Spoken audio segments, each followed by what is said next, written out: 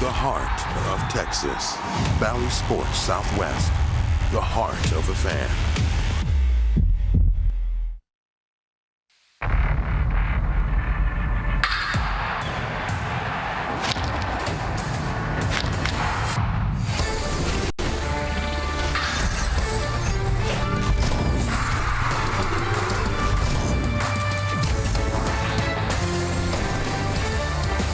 What a night to head to the ballpark for Game 2 of our series tonight. Rangers baseball on Valley Sports Southwest, presented by Choctaw Casino and Resort Durant. It's the Angels and Rangers as the Rangers try to make it 2 in a row tonight. A great win yesterday as they rode the hot bat of Andy Ibanez.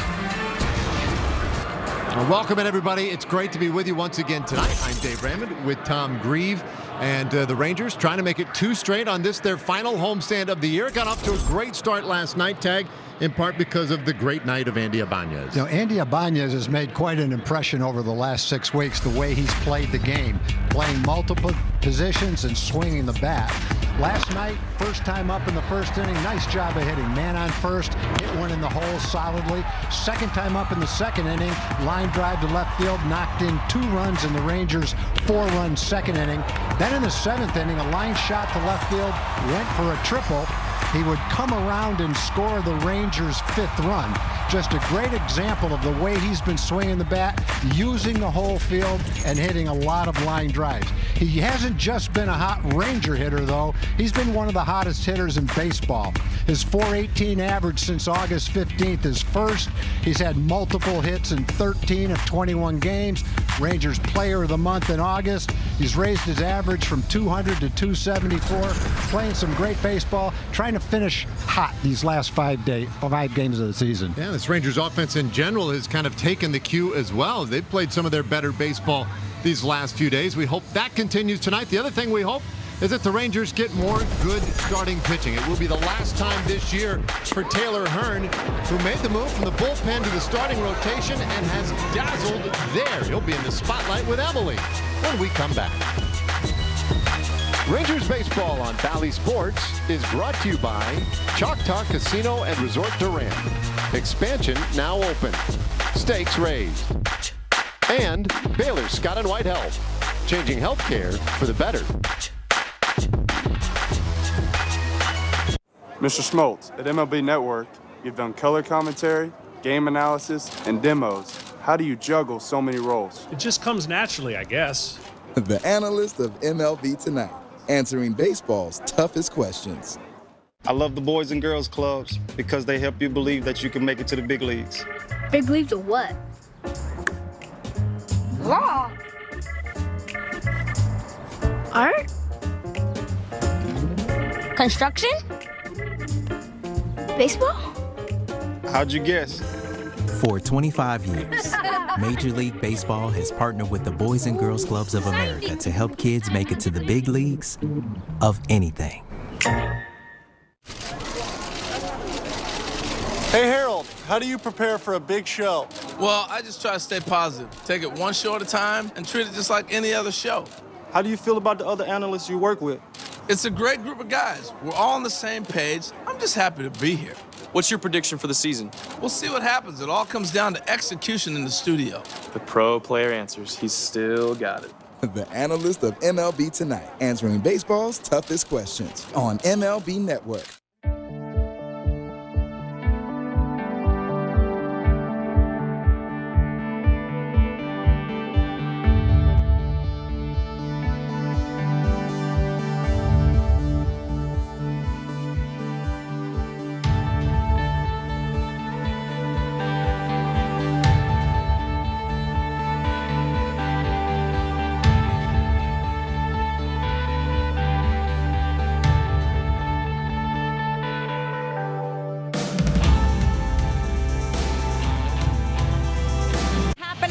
Right now at Globe Life Field, and that guy right there, Taylor Hearn, making his final start of the season. And what a journey it has been for Taylor Hearn, dating back to last season, and really has shown tremendous growth both on and off the field. This organization very impressed with what Taylor has come to the table with and looking to continue that in his final start here tonight as we put him in our Shiner Box Spotlight and take a look at his numbers in his last start versus the Angels back on September 5th. 7 innings, gave up 7 hits, 2 of those home runs, but other than those 2 home runs, really pitched well. 3 earned runs and 4 strikeouts, and the growth that he has shown, as I mentioned, has been one that this organization has taken notice of and one that it has needed. I have a question answered for this team that had so many coming into this season. Taylor Hearn looks to be the answer to one of those, Tom Grieve. Well, he really does. I mean, he's thrown the ball exceptionally well. He wanted to be a starter. He got his opportunity to be a starter. He's really only had 1 bad start. That was a couple of starts ago against the White Sox where he gave up 8 hits and 7 runs in 3 1/3. But other than that start, he's thrown the ball extremely well. All right, well, let's take a look at the lineup he'll see tonight from the Angels. The Angels come in at 74 and 83. It'll be a 6th straight losing season for Los Angeles. They're 18 games out. Ohtani leading it off today as a designated hitter. Phil Gosselin will be in left field batting 2nd, and then it's Jack Mayfield at 3rd batting 3rd. Suzuki catches, Walsh at 1st. Taylor Ward back with the team. He's in center field tonight batting 6th. Juan Lagares gets the start at right. Rengifo at short. David Fletcher at second base will bat 9th for the Angels.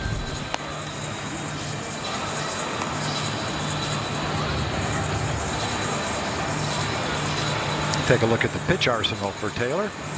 His numbers on the season: 6-5 record. The ERA is a little bit high because of that 1 start against the White Sox. Other than that, it would be below 4. Good number of strikeouts, a couple too many walks, something to work on. Solid opponent's batting average. And here's the pitch arsenal: 4-seam fastball, 2-seam fastball, mid-90s with both of those pitches. He also throws a slider and a changeup. He had that start against the Angels. That was probably his best start. Only threw 77 pitches in 7 innings. 7 innings is his most innings he's pitched in any one start, and he was very efficient that day. He had a stretch of 3 straight starts where he didn't walk a batter. 89 consecutive batters without a walk. So he's shown some really bright things this year, and this will be his last start of the season, and I know he'd love to end up with a really good start. Rangers defense is delivered to you by New Braunfels Convention and Visitors Bureau. In the outfield for the Rangers, Willie Calhoun is in left field, Leody Taveras in center, Adolis Garcia making a great play almost every night in right field, Yanni Hernandez at 3rd, Isaiah Kiner-Falefa at short, Andy Ibanez gets the start at 2nd, Nathaniel Lowe's at 1st, and tonight behind the plate is Jose Trevino. All right, and with that, we are pretty much ready to go tonight. Ohtani leading it off for the Angels, and you'd say to yourself, like, wow, that's an interesting spot for this guy. 45 home runs, 98 RBIs. Not the first time that Joe Maddon has done it. In fact, this will be the 22nd game that Ohtani has led off. And I think it speaks to something we almost got into last night. I can't remember a certain portion of the game last night where things got moving maybe a little quickly on us, but we're seeing more and more of this. Teams just, why bury him in the 4th spot in the order when you can lead him off and get him extra at bats? And I think that's sort of the thinking here as Ohtani fouls off strike 1. Yeah, we talked about this too last night, Dave, is without all the big guys, Trout, Rendon, Upton, Fowler, without the big guys in the lineup, it's hard to protect him if he's batting 4th. But he might see more pitches to hit if he's hitting 1st in the lineup.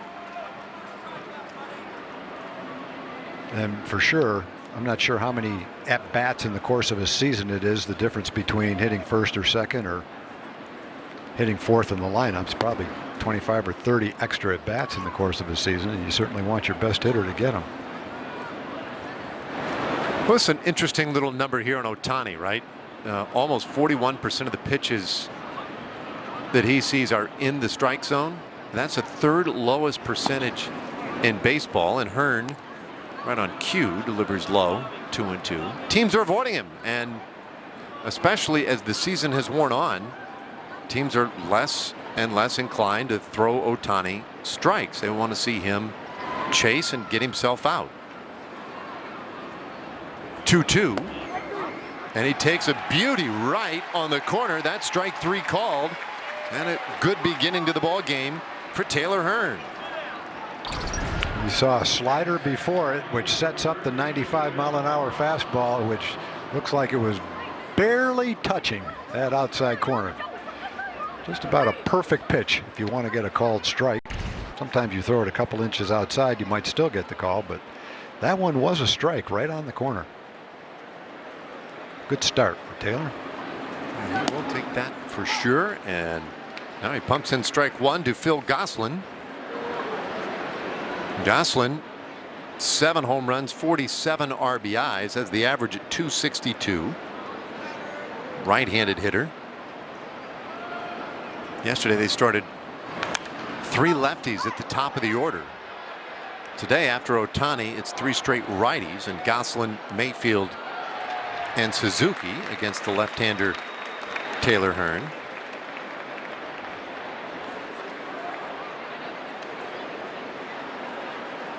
Rangers won the opener last night. Love to give themselves a chance to sweep the series if they could get a win here this evening. The 0-2 pitch to Gosselin, and that's a little tight.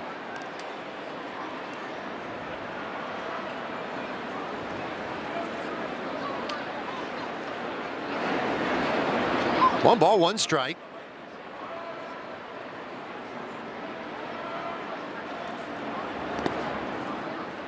Pardon me, 1 ball, 2 strikes, and now it's 2-2. Hearn, 27 years old. We mentioned how he started the year in the bullpen. 31 relief appearances this year. And this now his 11th start of the season. And there was, there's a progression to get him in there. He'd have outings, 3 innings, 3 2/3 innings, and now he's up to full strength, fully stretched out right at the end of the year, and he yields a single to Gosselin. Yeah, right from the start in the bullpen, he was not a guy that was a specialist coming in for a 1/3 or 2/3 of an inning.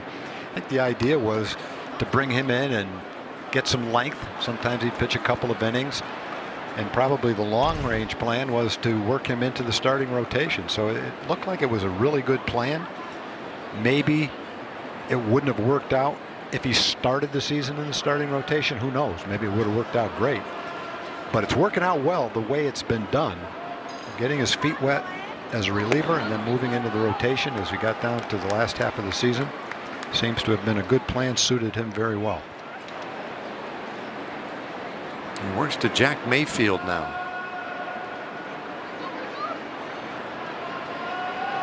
Mayfield's numbers didn't budge much after last night. Still at 211 with the average, 10 home runs, and that one splits the wickets of Trevino and goes to the backstop. Gosselin moves up to second base. And that is a wild pitch charged to Hearn. It's a wild pitch because it hit the dirt before it got to the catcher. But I think after the game, if you said to Jose, do you think that was a ball that was a wild pitch? He'd say, well, it was a wild pitch, but it's a pitch I should have blocked too. I think he'd be the first one to say that.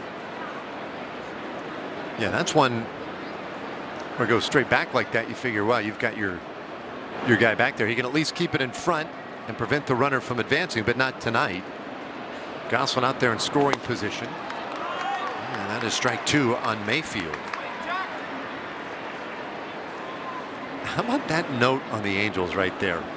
0 for 2 with runners in scoring position in a stretch of 2 games. They were 0 for 1 last night. They were 0 for 1 in their previous game. Not getting a lot of base runners, I would say. My goodness. In the dirt, and that one gets away. It'll be another wild pitch, and Gosselin ends up at third. And that's the type of wild pitch that you say, yeah, that's a wild pitch. The first one was blockable. The second one, not so much. It's hard to predict when the ball is spinning like that on a slider and it hits that far out in front of home plate. When it bounces, it's going to hit and go back the other way a little bit, and you're not sure how far back it's going to go, how high it's going to go. All you can do is get your body where you think the ball is going to be and hope you can block it. There you go. There's a good one. Full count now on Mayfield, or I take it back. Scoreboard reads 2-2. I've had a little trouble with this lately, and I do believe that's all right. We trust that it is 3-2. There we go. Now the scoreboard corrected upstairs. This one in the air, out to center field. Taveras gets to it, tagging at third though Gosselin. He'll score on the sacrifice fly, and so the Angels draw first blood tonight. It's 1-0. And those wild pitches prove costly. Yep, they definitely did.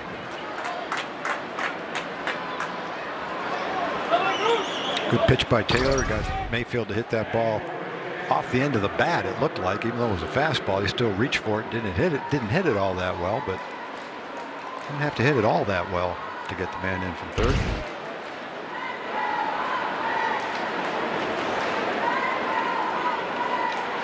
So 1-0 Los Angeles.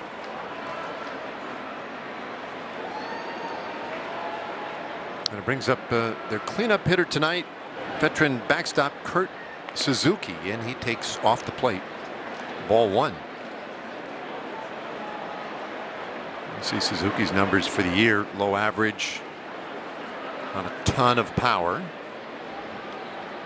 A guy who kind of a stabilizing presence both in their clubhouse and behind the plate. 37 years old. He's been around for a while, 15 years in the big leagues now.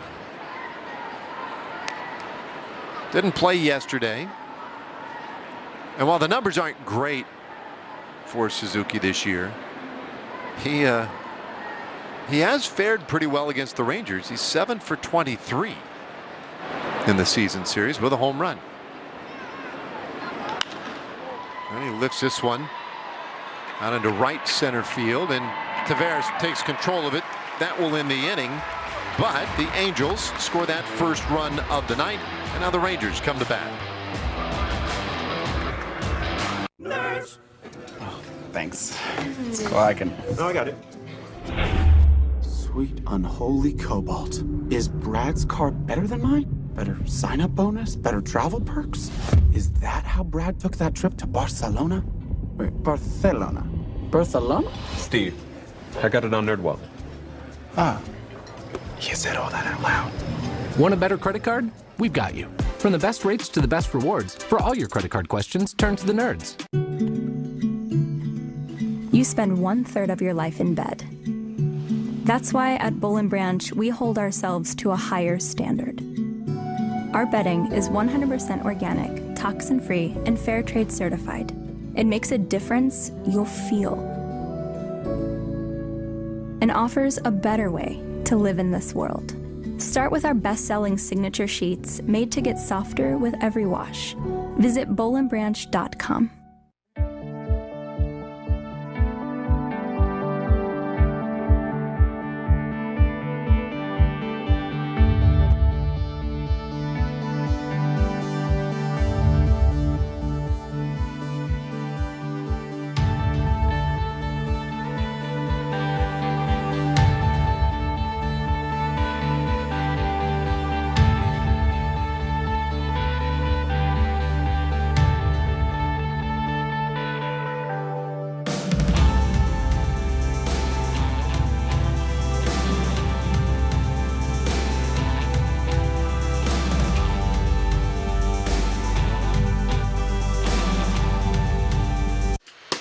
Angels strike first tonight, and so the Rangers have some catching up to do. Let's take a look at the lineup tonight for the Rangers. 58 wins, 99 losses. They're 34 back of Houston. It'll be Calhoun in left, Kiner Falefa at short, and Garcia with a start in right field. The heart of the order is Lowe, Ibanez, and Jose Trevino doing the catching. Taveras in center, Holt the DH, and Yanni Hernandez at third base will bat ninth. And for Janson Junk on the season, this will be his 4th start. Pretty good ERA. they're kind of monitoring his pitch count. He hasn't pitched deeply into any of the games. 4 innings, 4 1/3 innings is the most he's pitched. He's got a good opponent's batting average. The one thing he's been has been a little bit home run prone. He's given up 5 home runs in only 12 innings. His pitch arsenal shows that he's low 90s with his 4-seam fastball, slider, curveball, and a changeup. Not much of a differential between his lowest miles per hour pitch, the changeup, and his fastball. His slider, so far, small sample, been his best pitch. Opponents only hit 133 against that pitch. Well, he goes right after Willie Calhoun with strike 1. Calhoun hitting .262, 5 homers, and 24 RBIs this year. And fouls that one back. And just like that, in a hole, 0-2.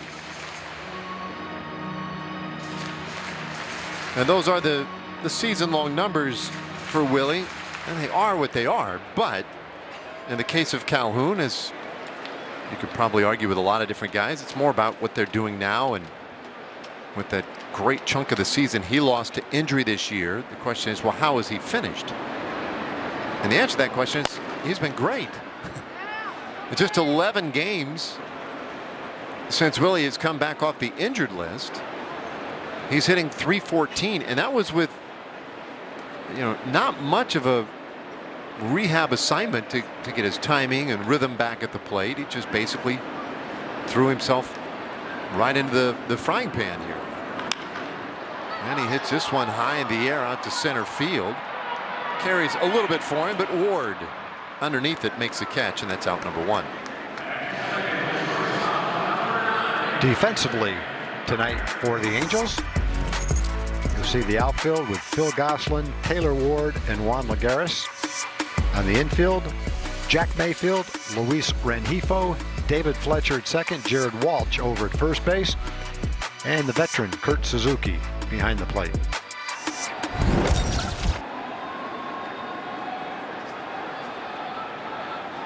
All right, so Junk gets his first man tonight. Now we'll look at Isaiah Kiner-Falefa. First pitch up and in for ball 1 to Isaiah. .273 average, 7 homers this year. Had a hit and a couple of walks yesterday. He reached the first 3 times he came to the plate. Yeah, that's a good slider right there for a strike. 1-1.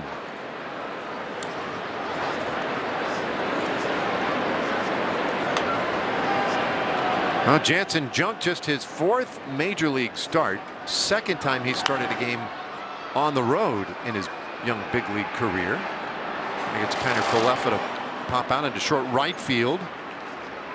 Quickly 2 away.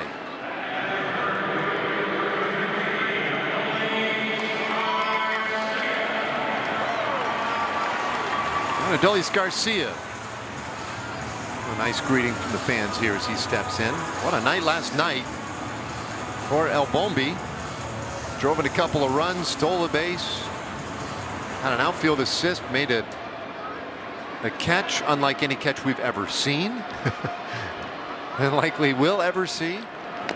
And based on the way he went into that wall, we're glad to see him in the lineup tonight. It's amazing. I mean, he never showed any indication that it bothered him. I saw him today during batting practice, and are you all right? And he said, yeah, I'm fine. The wall's plenty padded. Just take a look at his rookie ranks this year.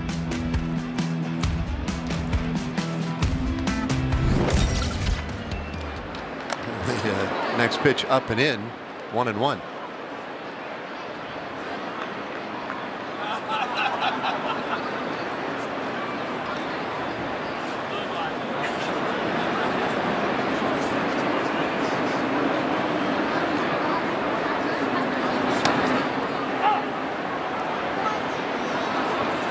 And 1-2 on Adolis. And what do you got? Well, it was funny, you know, Chris Woodward mentioned the play last night, and then remember when he took that like fastball off the wrist and just shook it off? that, not sure exactly what Adolis is made of. So I asked him today, I'm like, dude, there's plays where it looks like you should at least be, I don't know, a little hurt, a little feeling it. And he's like, no, not really. And then he talked about last night, and he said, it's first things first. Last night, the ball was first and the wall was second.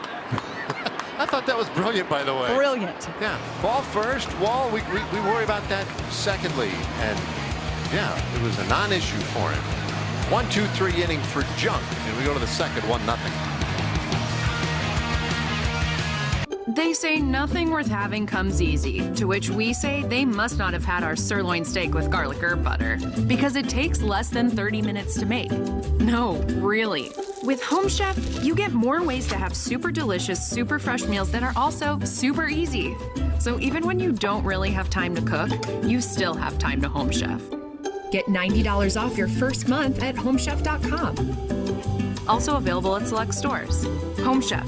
Delicious meets simple. This is cellulose acetate, a plant-based material that's not only extremely durable, but also quite flexible, making it ideal for Warby Parker glasses, which, by the way, start at $95, including prescription lenses. Try 5 pairs for free at warbyparker.com. Oh yeah, about those prescription lenses. Warby Parker glasses come standard with custom-cut polycarbonate lenses that have been treated with scratch-resistant and anti-reflective coatings. Nice. Try 5 pairs for free at warbyparker.com.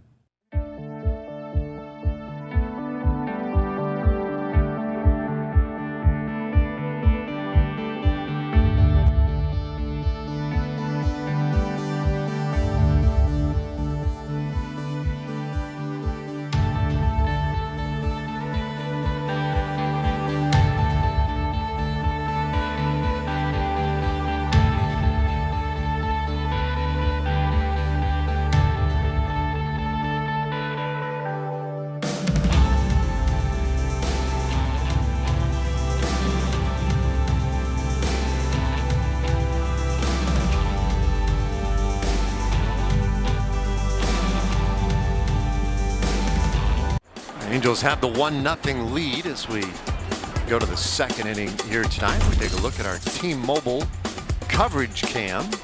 A little bit lower angle, get you closer to the field tonight. It's Taylor Hearn getting ready over there on the mound. We'll have Walsh, Ward, and Lagares for the Angels this inning, and his first offering right in there for a strike to Jared Walsh. Well, Walsh has had a terrific season, 27 home runs, 90 RBIs, but he's done it against right-handed pitching. He has not hit left-handed pitching very well. One of the lowest averages for players with enough at-bats in baseball. He's only hitting 172 against lefties. Makes up for it, though, by hitting 321, almost double the average against right-handed pitching.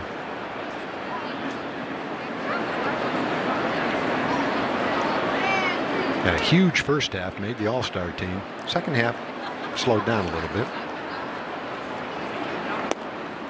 He takes one off the plate, 1 and 2. Those splits, though, are pretty dramatic, right? I mean, those scream for a platoon kind of situation at first base, but that's not always necessarily in the cards for a club. And I know I get the sense that they would love him to be a regular, everyday guy. He's got the good power.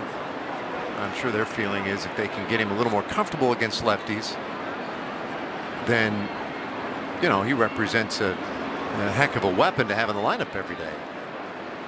But that's pretty tough, 172. Yeah, over the course of a career, you don't get a chance to face lefties every day if you don't show some improvement. But he's had a good opportunity to face him this year. And he's a good enough hitter. And he's faced him as a kid, faced him in college, faced him in the minor leagues. Just needs a little bit of improvement in that regard. Yeah, and they might have been able to maneuver things around a little bit this year had they been a little healthier and maybe not exposed him to certain left-handed pitchers that were more of an issue for him. There's a swing and a miss. He chases strike 3. Yeah, if they were all healthy and they were in a pennant race, then chances are you might not have seen as many left-handed pitchers. Well, that's an elevated fastball out of the strike zone, 95 miles an hour. got him to chase that. He laid off a couple of sliders that were fairly close, but wasn't able to lay off the fastball. So he's out, and Taylor Ward is up, and the first pitch he sees, he smacks into center field for a base hit. Now Ward is on with one out, and he was just back with the team today, activated and slotted into the lineup, and he didn't waste any time. Oh, fastball away, and he drilled it barely over second. Same way the first inning started, strikeout single. See if we can have the second inning not include any wild pitches. Yeah, that'll be a key to this inning as Lagares takes low, ball one.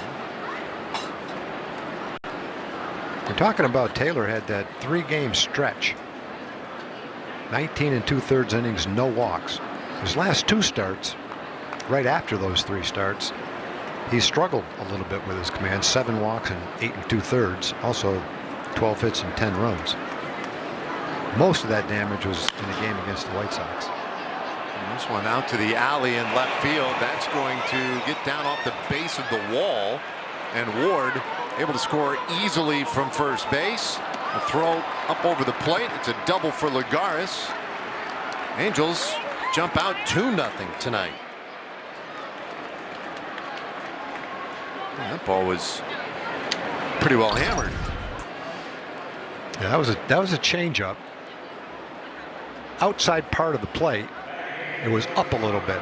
Ideally, you'd like to see it about a foot lower and a little bit more outside. The guys are so strong today that outside corner for a strike really doesn't mean all that much as far as being a pitch that a hitter can't handle. Most of the guys can handle that pitch, and that changeup stayed up, and Lagares was ready for it.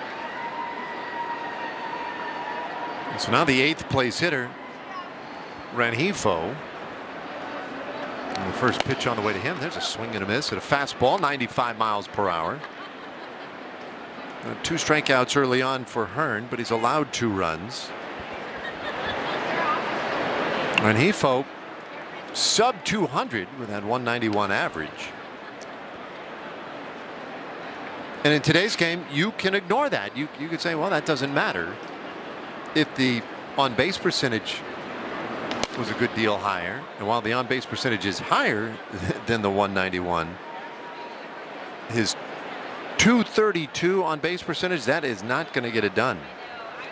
That is nearly 100 points below league average. It's like 90 points below league average. So the offense an issue for the switch hitting shortstop Rengifo, and it takes a strike. It's 1-2.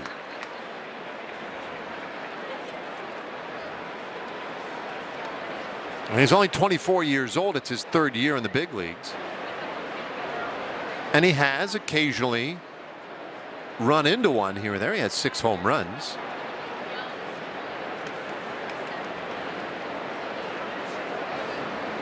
But long term, if the Angels are going to be competitive, they're going to need to get a little more out of the shortstop position offensively.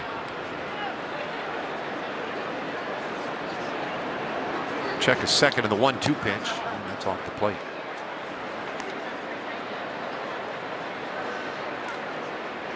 We've made mention that this Angels team, while it will be another losing season, already at 83 losses, it's a season where Mike Trout missed like 117 games. So he'll be roughly 121 games that he'll miss this year. Is this one lashed foul? It seems like more than that, quite honestly, with Trout. But Anthony Rendon, he's missed almost the entire season. He's like at 150 tonight. If you take Trout, Rendon, Upton, and Fowler, 4 regulars, between the 4 of them, they're making $102 million. So on their injury list, just with those 4 guys, there's $102 million worth of talent. I should say it's Dexter Fowler who's missed 150 games. Rendon, not quite as many, but still a ton. Yeah, Fowler had like 20 at-bats when he got hurt. So the thing is, when you miss Trout, right? Let's just take the one player. What are you missing? Well, when he went on the injured list, he was leading all of Major League Baseball in on base, OPS over 1,000. He was fourth with that .624 slugging. And he was hitting .333, which was tied for 8th in Major League Baseball. We all know that there's probably no better offensive weapon than Mike Trout, especially when you talk about consistent production. And when you get him for a little better than a month out of the season, that's just not going to be enough.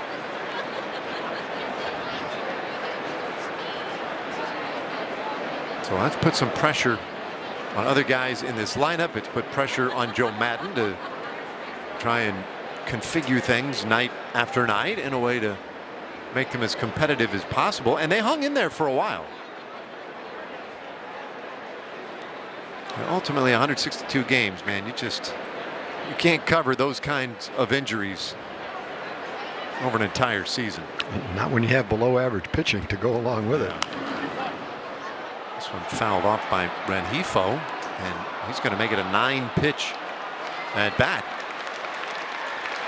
The Red Sox have a great lineup. The Blue Jays have a great lineup. And I think on paper anyway, at the start of the season, you looked at the Angels and thought they had a great lineup too. If you add the 4 guys we just talked about to Ohtani and to the year Jared Walsh has had, that's 6 really good offensive players. I still would have needed more pitching to go along with it. And I know that's something that they're going to be trying to address in the offseason. Well, Rengifo works a walk there. That's just the 8th walk this year for Rengifo. So tip of the cap to him. And it brings up David Fletcher. All right, and now it looks like we're going to have a little visit out on the mound. Doug Mathis heading out there. And hopefully this is just a little conversation about something he sees mechanically or whatever. Yeah. While those two chat, let's pause a moment to hear from Texas Motor Speedway.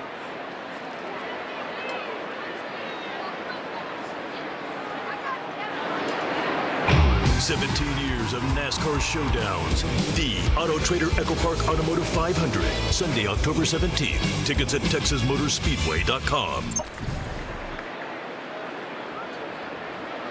All right, so conversation over.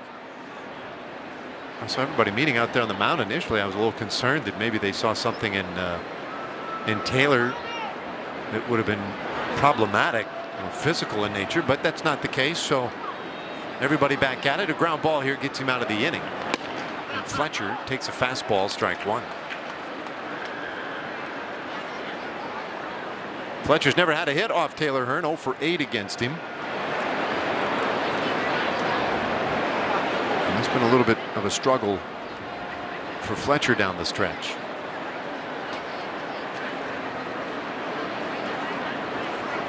Runners go. There's a ground ball, shortstop. And there'll be just one play. It'll be to first, and it is just in time. Wow. But Kiner Falefa, he knew everybody was on the move. Well, he wasn't real sure that he might not be able to get a play at second. Yeah, this is not an easy play. He takes a big hop on him. I don't think he was sure the ball was in his glove. He kind of caught it right in the tip of his glove. Knows the runners are running. Sees he doesn't have any chance to get a force out at second, has to go to first, and made a nice recovery just to get the out at first. Yeah, that's interesting. I thought initially I thought the movement in the pause was because he was thinking of second, but I'm with you. I think he just it hit right in the tip of his glove. I'm not sure he knew it stayed in his glove or whether it kicked off his glove. That's a nice play to get. Very nice play. Didn't look all that hard. Ground ball to short, took a big hop, but with the runners running and the action on the field, a lot harder than it looked. So now second and third, 2 out.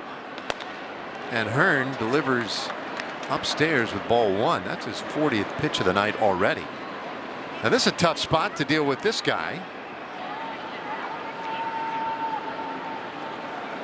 Ohtani at 98 RBIs for the year and 45 home runs.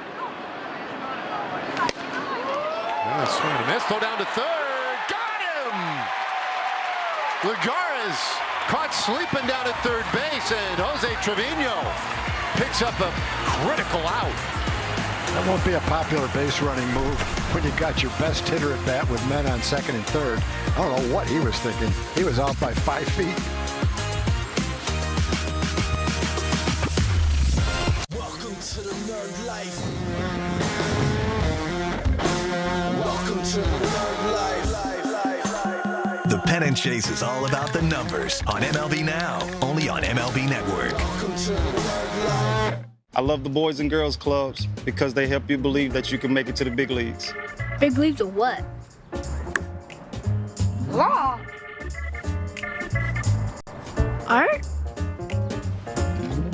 Construction. Baseball. How'd you guess? For 25 years, Major League Baseball has partnered with the Boys and Girls Clubs of America to help kids make it to the big leagues of anything.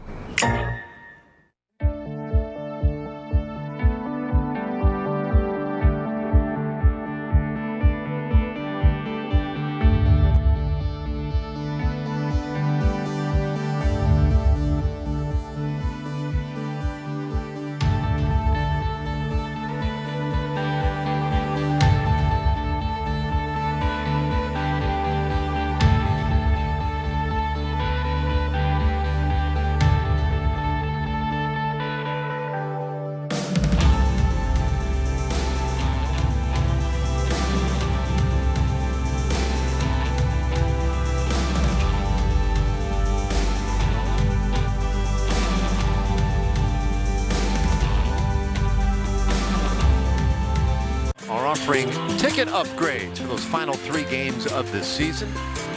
So inside of 1 hour prior to first pitch, and once you're inside the ballpark, just use your MLB Ballpark app to upgrade your seats. Go to TexasRangers.com/ticket upgrade for more information.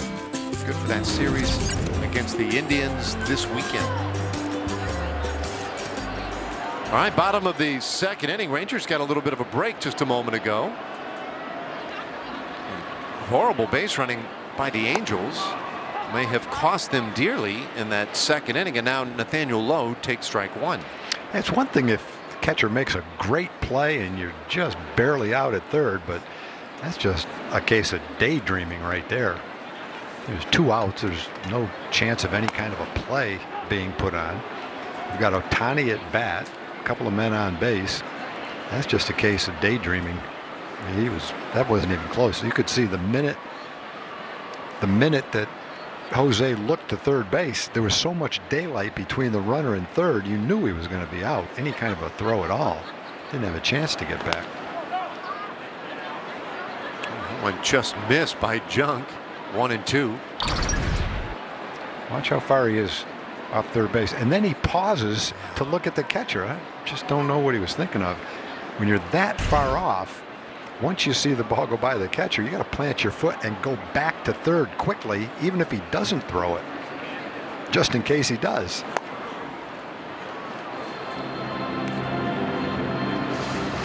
Great play by Trevino. And who knows, we'll never know, what that meant with Ohtani up there. It could have been huge. Simple base hit scores too. It was definitely huge for Taylor, who's had 40+ pitches trying to get out of the inning, and to get an out on the bases. Huge relief for him to get back in the dugout, rest up, and try to come back, get your command down, and finish strong.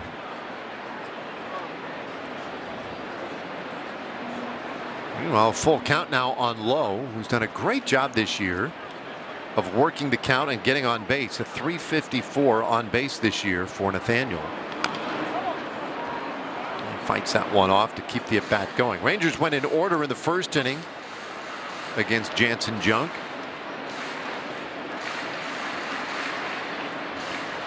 Lowe could get him off to a much better start here in the second. Already a pretty good plate appearance. This will be the 7th pitch of this at bat. Lowe does lead the team with 77 walks. 3-2 pitch. And another foul ball. Now, we weren't there. We didn't get to see the spring training games in person. But at the beginning of spring training, like the first, I don't know, 5-6 games that Lowe played, he didn't so much as swing the bat. And he wasn't going to. He was just going up there to watch pitches. It was really wild. Later on, we'd find out that he did it by design.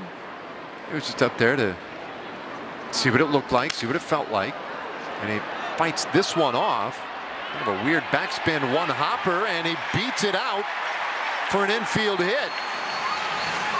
That thing just feathered out there to shortstop and hung up forever. I happened to catch the scoreboard. You know what the exit velocity on that was? Can't even imagine. 45 miles an hour. Well, that's how you do it. He got a base hit, but he might have to tape his fingers up after that one. That ball hit about an inch above his hands. That's a great feeling, though, for a hitter. You go from going, oh no, that ball's not even going to get to the shortstop. But then you say, well, it's okay, because as slowly as it's getting there, I'm going to beat that ball out for a base hit. Went 45. In the newspaper tomorrow, it might as well be 115. Base hit's a base hit.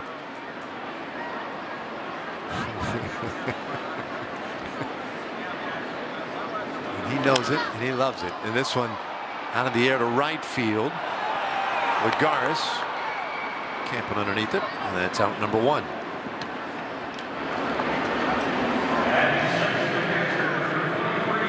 All right, so Lowe remains at first, and now here is Jose Trevino. After making the fantastic defensive play, we'll see what he can do at the plate.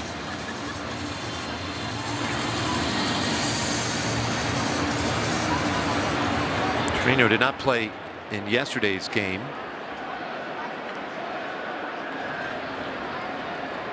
He had 3 hits Saturday in Baltimore, which was a season and career high for Trevino. In that game on Saturday, he also hit his first home run since June 21st. It had been a while.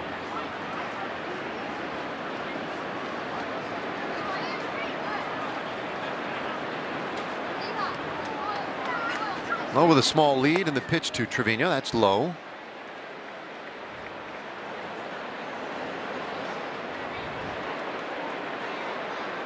Well, Junk a little distracted perhaps by Nathaniel over there at first. Lowe does have 7 steals in 7 tries. And that one is wide, 2-0. It's not the first time the Rangers have seen Janson Junk. He made his major league debut against the Rangers in early September out in Los Angeles.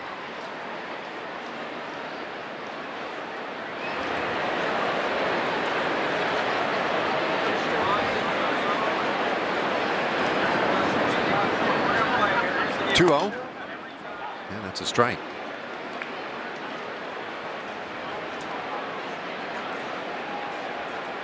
And Trevino brings a .230 average into play tonight, along with 4 home runs.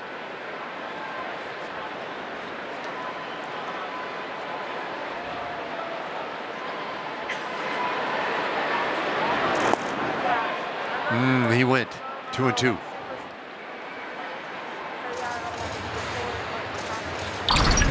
When we were looking at Janson's pitch arsenal, one of the notes on that arsenal was a 130, 140 batting average, 133 to be exact, against his slider.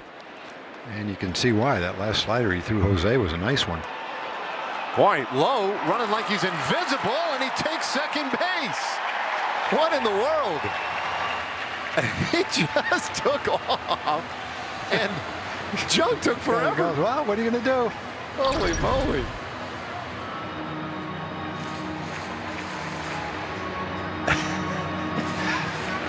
You don't see that exact play very often in a big league game. Wow, that is wild.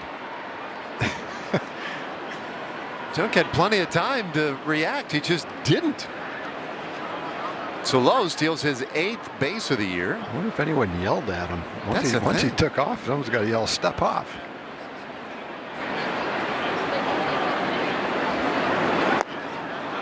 Oh, and Trevino strikes out on the next pitch. 2 away.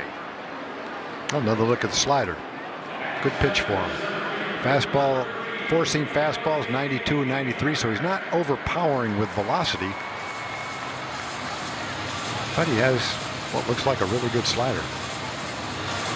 He got called up to the big leagues. He was acquired by the Angels in a trade with the Yankees, and he pitched the whole year with the Yankees and the Angels at the AA level.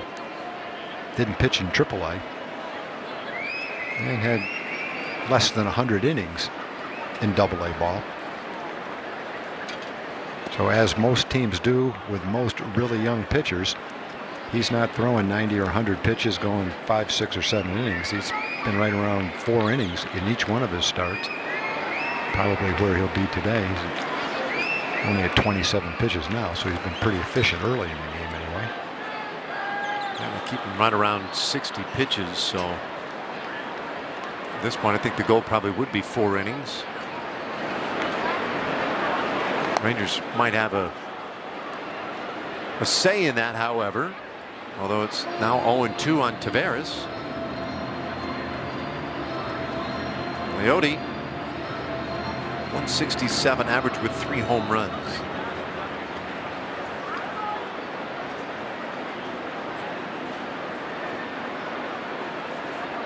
But he's been a lot better lately over the last month or so. The 0-2 pitch, this one fouled away.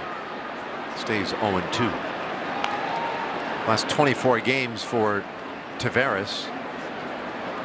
He's hitting .237. Not the type of thing that you put out on the marquee to get fans to come see your ball club, but given where he was prior to that stretch, that's a monumental improvement. He was hitting .062. He chases strike 3 here. That ends the inning. The Rangers leave a man in scoring position. So after 2 complete innings of play, Angels have the 2-0 lead.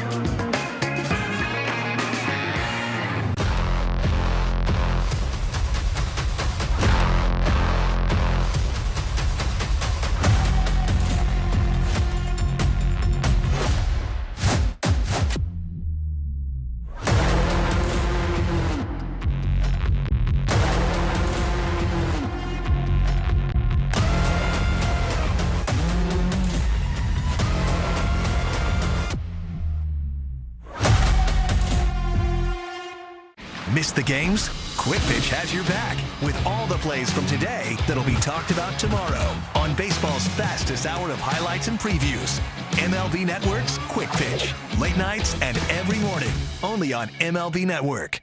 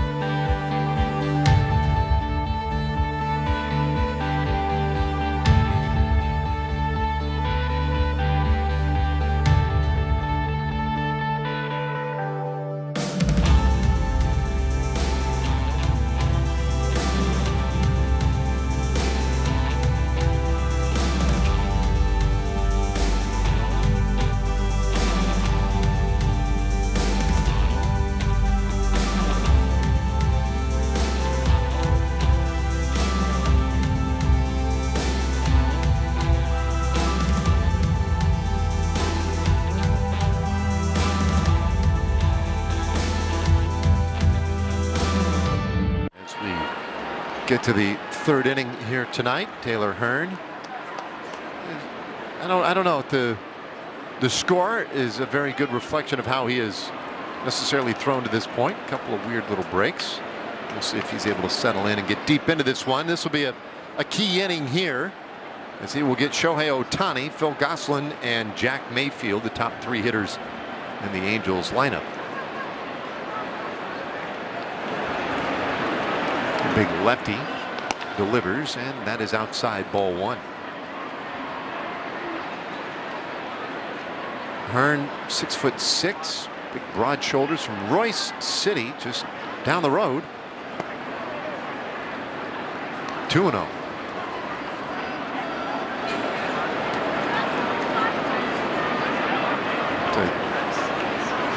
Child rodeo star, comes from a family of rodeo royalty. This one fouled away, 2-1. All those things that I don't know what you forget necessarily. We just get so focused on how he's pitching and what he's doing and his progress moving into that rotation, and sometimes we forget the other parts of a guy's background. But it really remarkable. Still loves to do it when he gets a chance. As this one popped foul out of play. 2-2. His other passion really is fantasy football. I know you can relate to that, Tag. Yeah. We all love fantasy football, those of us who play. I loved it up till a couple years ago when I forgot how to play.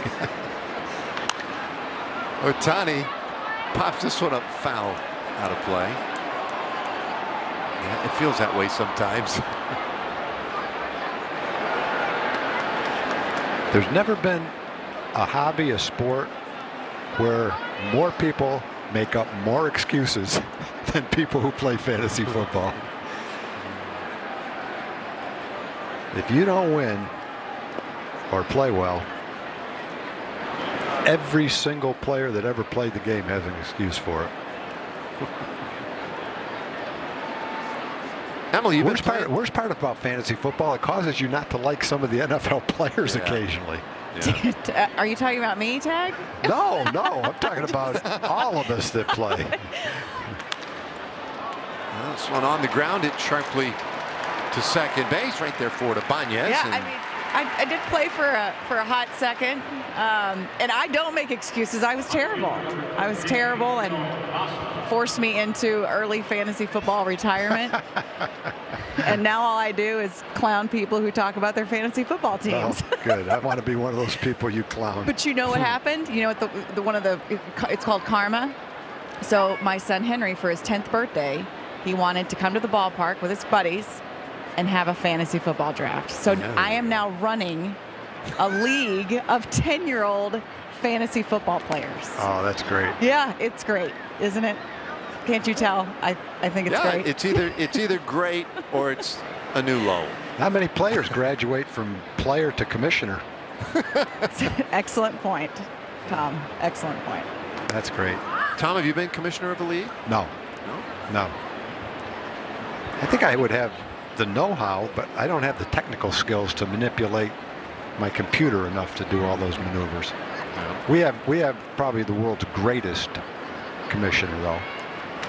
Our own Kelly Donaldson. Oh, good hands. This one lined out to center by Gosselin. Run down, though, by Leody Taveras. Nicely done. 2 away. That ball was smoked. It looked like it was going to get into the gap. But Leody got a nice jump. Might have been a little bit of doubt off the bat from us, but not from him. I think he felt like he had that ball all the way, which he did.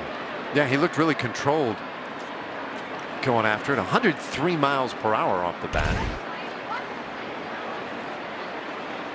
I'll bring up Jack Mayfield now.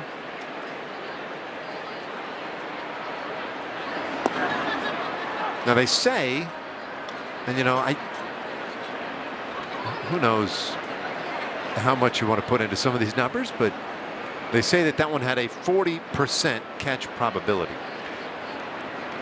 And I'm not sure exactly what that means, based on where Leody was playing when the ball was hit, based on Leody's ability to play center field and his speed, or just based on where that ball was hit and what might have happened on any field in any game.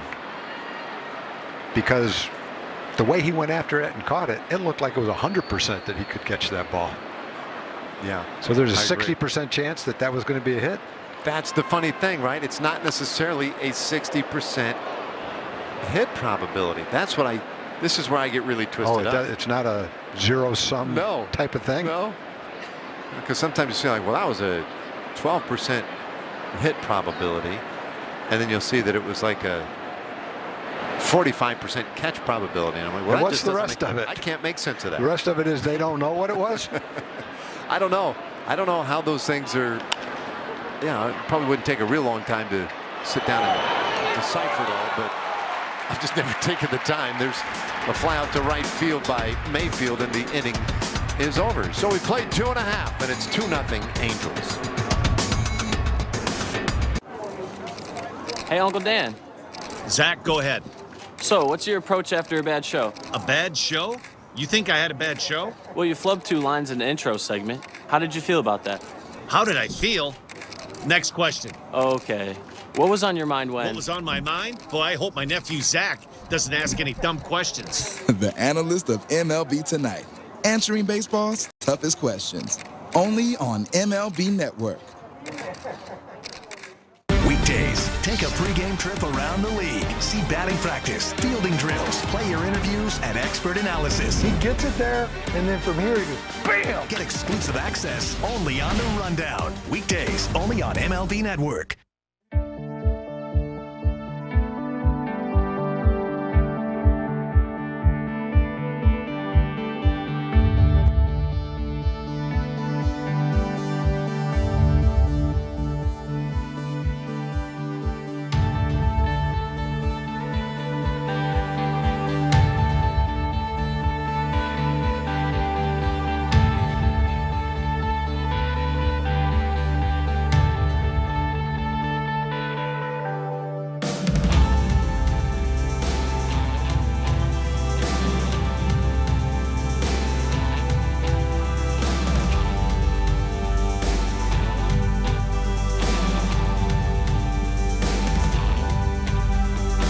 Is brought to you by Choctaw Casino and Resort Durant. Expansion now open. Stakes raised.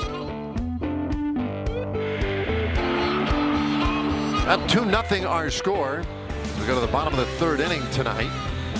The Rangers in that early hole, but plenty of time to get it done tonight. Brock Holt will lead things off here. He's the designated hitter. Then it'll be Yanni Hernandez, and back up top for Willie Calhoun. I'm Dave Raymond with Mr. Ranger Tom Grieve and Emily Jones down on the field. Our final homestand of the season. Kind of amazing. We'll wrap up this series tomorrow afternoon. And then Friday night, the Cleveland Indians come calling, and the weekend series will be it for both teams. There's a first pitch strike to Brock Holt, a .205 hitter this year with a couple of home runs.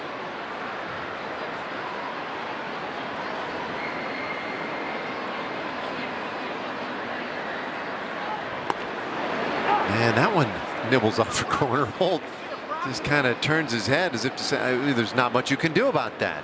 2 pitches right on the very edge of the plate.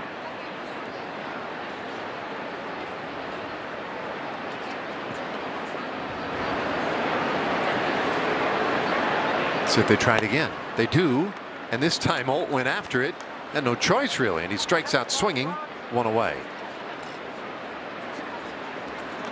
All right, time for Chevy game break. Let's check in with John Radigan.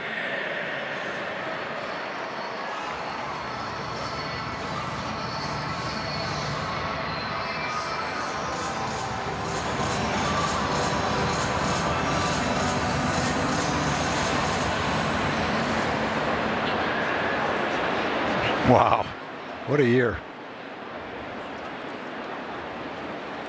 Marcus Semion's a free agent too. I know, yeah. Kind of a compelling guy. He's a second baseman this year, but has been a shortstop. Probably could go back to shortstop. Picked a pretty good year to have that hit 44 home runs. Yeah.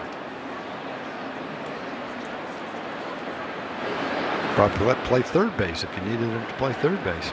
How about his career progression too? You know, he just gets better and better every single year. Changes teams. And this one slapped foul, 1-1. Of course, he's just one of many on that in that Toronto lineup. How about their ranks offensively? Best in the majors in home runs, slugging, OPS. They're second in average hits and extra base hits. That is a potent lineup.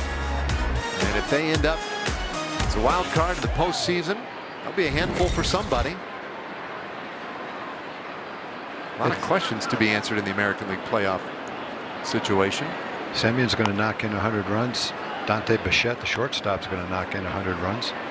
They're right there at two positions, which I guess nowadays it might not be true, but at least in the past you wouldn't expect that kind of production out of. Blue Jays have a shortstop and a second baseman who are going to knock in over 200 runs. Get over 65 home runs. 70 home runs. 3 balls and a strike here on Yanni Hernandez, switch hitter, batting ninth for the Rangers. Yanni, though he hasn't had the hits fall in for him as often recently, he continues to get on base. He commands that strike zone awfully well. And ahead here in the count, 3-1. This one on the ground, third base. Mayfield is right there on top of it. Throws out Hernandez, and that's out number 2.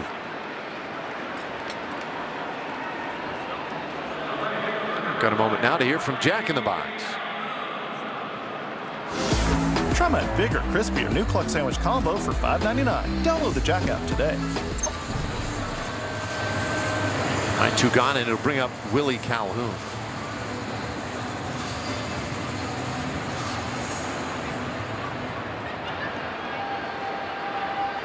Calhoun flew out to center field earlier tonight. And he hits this one sharply into right field. That's a base hit. And so Willie continues to swing a hot bat.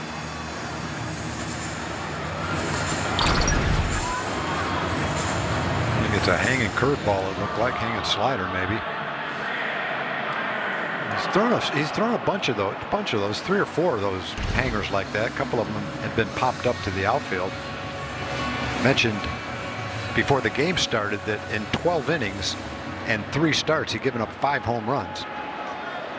And watching the game right now without having any idea what kind of pitches have been hit for home runs, the pitch today that looked like it would have been the best candidate for a home run would have been his breaking ball.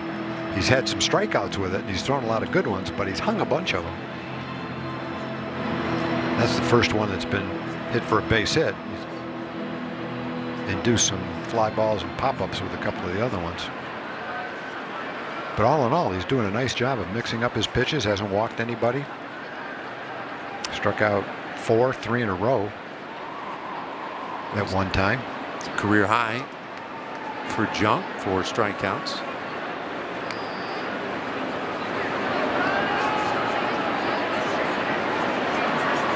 Okay, so he's done a nice job tonight. This will be his last time out this season. We also did hear today from Joe Madden that Shohei Ohtani will not pitch on Sunday. There's been a lot of talk about, what would they do? Does he want to throw on Sunday, etc. And today Joe Madden just put all that to rest. Said no, he's not pitching. He's just going to hit the rest of the way. He'll be our DH. But Ohtani will not throw in the game on Sunday against Seattle. Well, that's a wise decision, I would think. There's been some times in his last 4 or 5 starts where Joe has extended him a little bit, got up around 100 pitches. He's had some injury problems in the past, been healthy this year, and he's healthy right now, and he finished strong. Not much to be gained by that last start on Sunday. Seems to be a wise decision.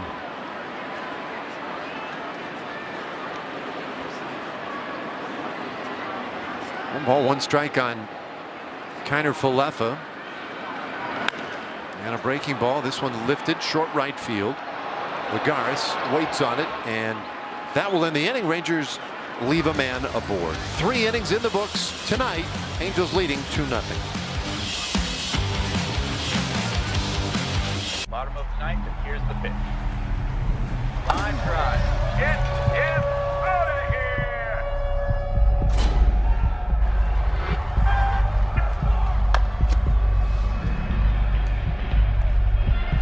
The only pitch that matters is the next one. When it comes to your health, what you do next matters most. If you're experiencing erectile dysfunction, connect with a healthcare professional to see if treatment is right for you through Roman, official partner of Major League Baseball. Allbirds worships the ground you run on because it's the only ground we've got. That's why we're focused on natural materials with supernatural abilities. Things like eucalyptus fiber that wick sweat, dry quick, breathe easy, and fit great the natural way.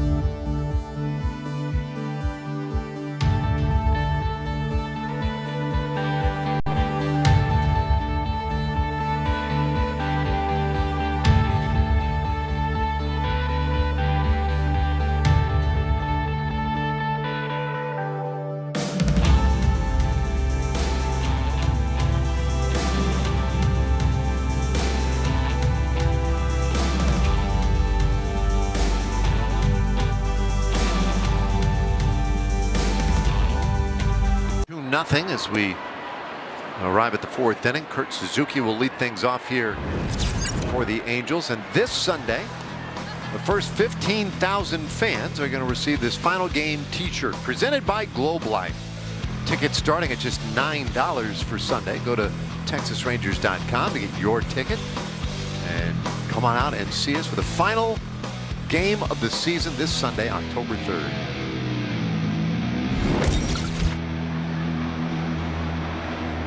Taylor Hearn ready to go here with the 4th. They got Suzuki to fly out to center field in the 1st inning.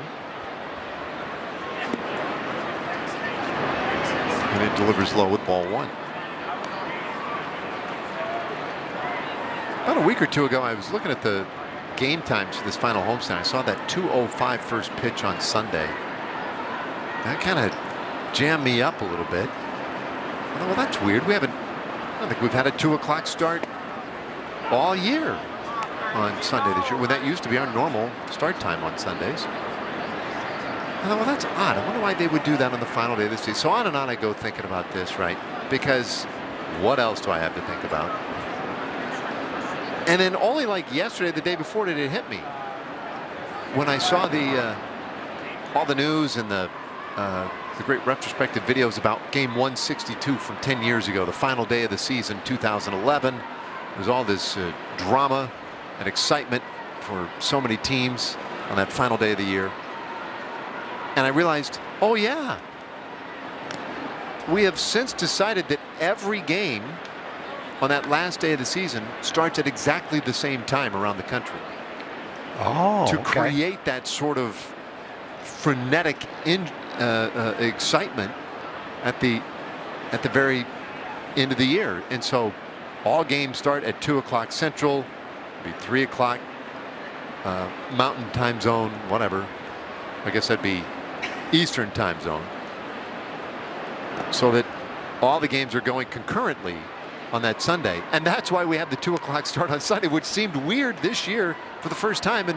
And anyway, now it makes a little more sense. It makes it tougher now for managers to know when to take their hitter out who's going for a batting championship, because the game before it, for instance, is not over, and you don't know if the guy can go 0 for 1, 0 for 2, 1 for 3 to win a batting championship. Suzuki with a little tapper back to Hearn. And that is out number 1. So one away, it'll bring up Jared Walsh. Now there won't be any drama for the Rangers or for the Indians, or for that matter for the Angels, although the Angels will be potentially in an exciting game with the Mariners, depending on how Seattle handles business here these next couple of days. But It's an interesting story for the Angels, their new general manager this year, Perry Minasian, and he just came in a moment ago to say hello to you, Tom. I know you guys go back a long, long way, and it is just the wildest of stories to me that the Angels general manager and his journey to that position, and you're a big part of it. Well, that's Perry in the middle. Perry is the son of Zach Minasian, who was our equipment manager. Zach was a very close friend of Bobby Valentine's. In fact, to tell you the whole story, Zach's father Eddie and Tommy Lasorda were close friends. And one summer when Zach was 14, Perry's father Eddie, Perry's grandfather Eddie, called Tommy Lasorda and said, "Is there any way that my son Zach can spend the summer with you?" Tommy was managing in Ogden in the rookie league, and Tommy said, "Sure, send him out. I'll make him my traveling secretary." So Zach, who's probably a 9th grader, 10th grader, 14 years old, goes out to Ogden, Utah, and became Tommy Lasorda's right-hand man with the Ogden Dodgers, where he met Bobby Valentine, and they became very good friends. And when Bobby was our manager, we were looking for a visiting clubhouse manager, and Bobby suggested that we talk to Zach to see if he would be interested in doing that. So we did, and Zach was, and he was hired to be the visiting clubhouse manager. And then after a while, he became the home clubhouse manager. And throughout that time, he had 4 boys. Rudy was the oldest, Perry, Zach Jr., and Calvin. 4 boys who got an extraordinary baseball education working in the clubhouse from the time they were little boys, 7 or 8 years old, until they were in college, a couple of them. They all went to Lamar High School. Zach lived in North Arlington. And it was so much fun going into that clubhouse and watching those boys work. They called everybody Mister. To this day, I can't get Perry to call me Tom. Say, "Perry, you're a general manager. You're old enough. Call me Tom." He'll say, "Yes, sir, Mr. Grieve." So they were polite. They kept secrets in the clubhouse. They didn't go talk about what they saw in the clubhouse. And again, they gained a great baseball education. And I used to go down into the clubhouse after every single game, go into Bobby's office, and we talk about the game and talk baseball. And not every night, but almost every night, on my way out of the clubhouse, sometimes with my kids who were bat boys, on our way to the car to go home, Perry would intercept me. And he was probably 10 years old at the time. And he'd want to talk baseball. He'd want to talk about the game. He'd want to second guess the manager a little bit. And it was obvious after 4 or 5 times talking to him that he wasn't just a little kid talking baseball. He had good knowledge of the game, so much so that I started to call him Leo, for Leo DeRocher. And to this day, I still occasionally call him Leo, and his father does too. So, I'd like to say I knew from the time he was 10 years old that he would grow up to be a general manager. Well, no one knows that. But all 4 of those boys played Stratomatic baseball. They talked baseball. They loved the game. And to see Perry grow up and be a valuable asset in front offices in Toronto and Atlanta, and now become a general manager, it's so enjoyable and so much fun. And I'm so proud of him. It is an amazing story. Minasian family and their roots in the game. And congrats to Perry, whose team leads it 2-0 in the 4th. Nerds. Have new money goals this year? NerdWallet can help make them happen. Like getting auto insurance to match your new 0-mile commute? We have tools for that. Want to refinance your mortgage and put those savings into the college fund? We have tips for that too. Or get a low-interest credit card for your long-awaited honeymoon? We can help you find the one. Credit card, that is. Discover and compare the smartest credit cards, mortgage lenders, and more on NerdWallet. For all your money questions, turn to the nerds. You spend 1/3 of your life in bed. That's why at Bull & Branch, we hold ourselves to a higher standard. Our bedding is 100% organic, toxin-free, and fair trade certified. It makes a difference you'll feel and offers a better way to live in this world. Start with our best-selling signature sheets made to get softer with every wash. Visit bowlandbranch.com.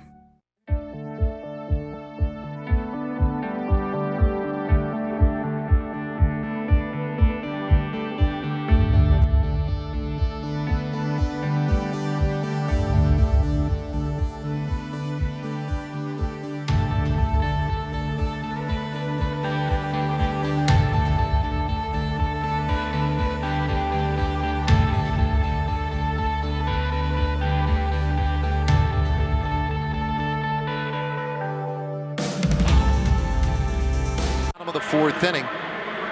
Rangers will have the heart of the order coming up. It starts with Adolis Garcia, and when you look at the last 21 years, rookies who've hit at least 30 homers, driven in at least 80 runs, and stolen at least 10 bases, Braun, Trout, and Bellinger.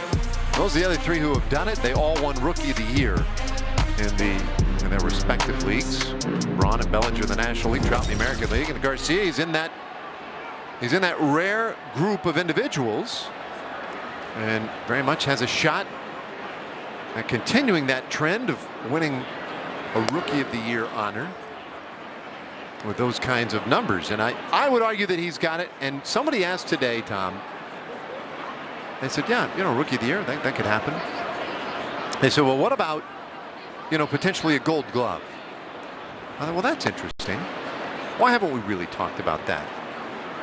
And so I went and I looked up today in the Fielding Bible. I went and looked the numbers up, defensive runs saved, and how he ranks, etc.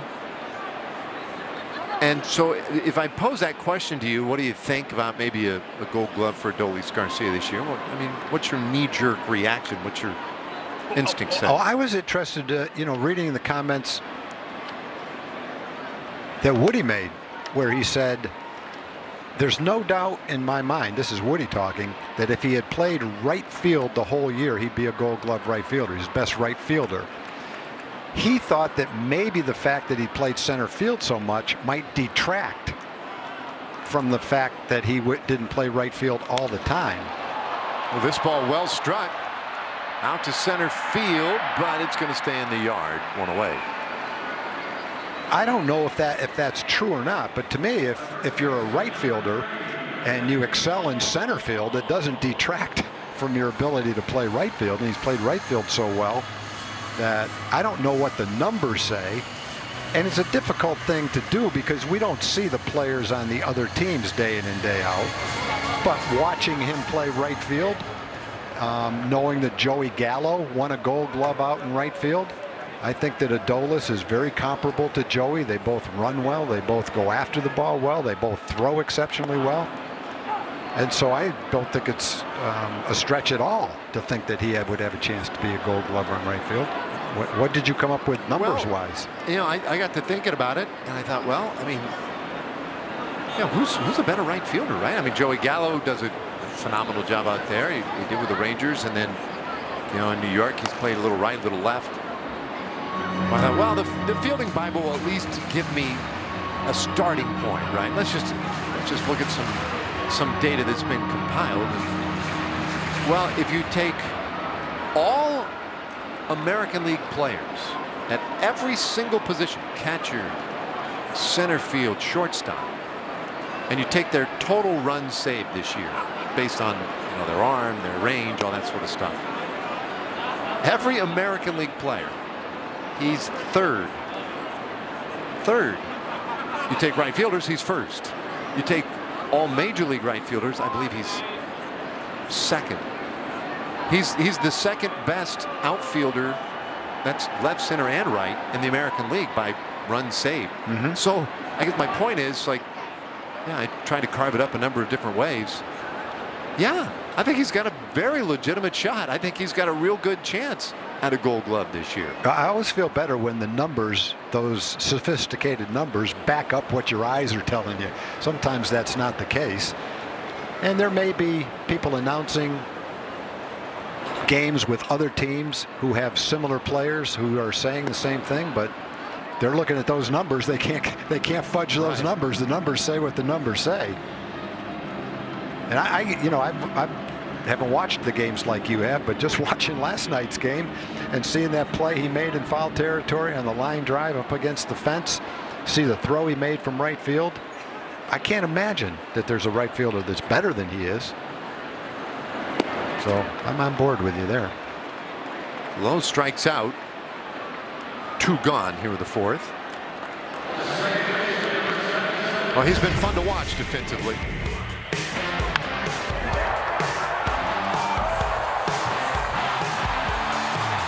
No matter whether he's played center, whether he's played right field, he's fearless going up against the wall.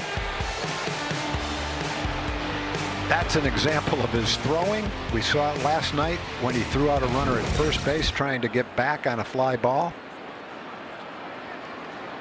He's got 16 or 17 outfield assists.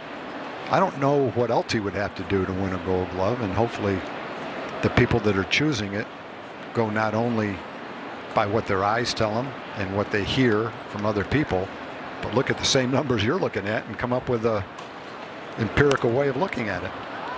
Well, Emily has a lot better proximity than we do. She's right there by him right now. Yeah, I've been chatting with him this whole time. Oh, hey, what's up, Adolis? What's going on? He doesn't want to hear that. He shrugged his shoulders, said, "Leave me alone." He really can't hear me, y'all. I promise. This is weird. It looks like you're right next to him. I promise I'm not, right? Whispering in his ear. Okay, I had a real point. I did ask him today, like, how he maintains this intensity, this level of play that he seems to display on a nightly basis. And I said, you know, you guys you're tired. You know, this hasn't been the season you wanted it to be. The losses are not good. And he was like, what are you? I'm not tired. What are you talking about? And I was like, okay, well, sorry for the assumption. But, you know, he just said he has such joy playing this game that it's not difficult for him to play that way all the time, regardless of circumstance, regardless of record, regardless of score. And, you know, I think that's what you want out of a player, but it's so much harder to do, right, than it is to say. You want to think these guys, you know, get paid millions of dollars and they should give every effort, every pitch, every inning. That's hard to do over the course of a 162-game season, and Adolis is doing a pretty good job of that, especially in the field. I don't think you could argue anything other than that. And the point was brought up to me today, and I thought this was it will have no weight in awards. But when you start thinking about, like, what kind of guy do you want to be on your team going forward, the point was made, well, a 99-loss season and a meaningless game in the final week of the year. And we see Adolis crashing into the wall to make that play yesterday. We see him making that throw to first base yesterday. This guy giving up his body for playing the 3rd inning of a, you know, of a scoreless game or whatever. Like, that absolutely embodies the type of guy you want on your team and in your dugout. Maybe more than just about anything he does. This one shot up the middle. Andy Ibanez with another base hit. Well, he's really swinging the bat well right now. He's got a short, compact swing and a quick bat. And he's putting a barrel on the ball frequently. There's one of those hanging sliders, top of the strike zone. There's that short, quick stroke. And a line shot over 100 miles an hour back up the middle. He had 3 balls hit very well last night. A couple singles, a couple RBIs, hit a triple and scored a run. Hit the ball pretty well. His first time up, flied out to right field, hit it solidly, and that one he hit on a line to center field. Yeah, no, Adolis is the kind of guy that, you know, when you see a guy that plays that hard with the same passion for the game, that passion for the game. Base hit for Trevino, 2 men on. He would go into the wall if he was playing in spring training, if he was playing in winter ball, and if he went back home to Cuba and he got his friends together and they played a pickup game, he'd run into the wall in that game too. That's just the only way he knows how to play. He's not unique. He's not the only player like that. There's a lot of guys that are like that. A lot of big league players are like that. Play hard every day, that love the game, that sacrifice their body. You know, you can look back at the Rangers and think of Rusty Greer playing left field, who Never saw a ball within 10 feet of him that he wouldn't dive for. Never saw a fence he wouldn't go into. He played that way. Think of Michael Young playing all those games day in and day out. Played one time with broken, I think he had a broken bone in one wrist, a sprained wrist. Wouldn't come out of the lineup. The Rangers have been blessed to have those kind of players. Jim Sundberg used to catch 140 to 150 games every year for 10 years behind the plate. Pudge was the same way. So that's kind of what it's all about. When you look at Kiner Falefa playing shortstop, he's going to have 700 plate appearances and play in 160 games almost. This one off the glove of Fletcher as he dives out towards center. It gets Ibanez to the plate. And the Rangers break through. They are on the board. And it's a 2-1 ball game. And Taveras brings in a run. And the inning's not over. It was almost a great play by Fletcher. It's a hard hit ball. He got his glove on it, couldn't squeeze it, went off his glove, and Rangers picked up a run. It was a great try by Fletcher. And a hard hit ball by Taveras. 3 hard hit balls, 2 up, 2 down in this inning. And then Ibanez, Trevino, and Taveras have all stroked the ball well. That one 103 miles per hour. Meanwhile, Junk has thrown over 20 pitches in the inning. He's at a career high in pitches in one game right now at 62. So they're just trying to get him through this 4th inning. But with 2 outs, he's given up 3 very hard hit balls now. And the tying run is 90 feet away for Brock Holt. Remember, he got Holt on 3 pitches last time, all of them right on the outside edge of the plate. Runner goes from first. That one's a ground ball up the middle, base hit. The ball game is tied. Taveras into third. And Holt drives one right back up the box to make it a 2-2 ball game.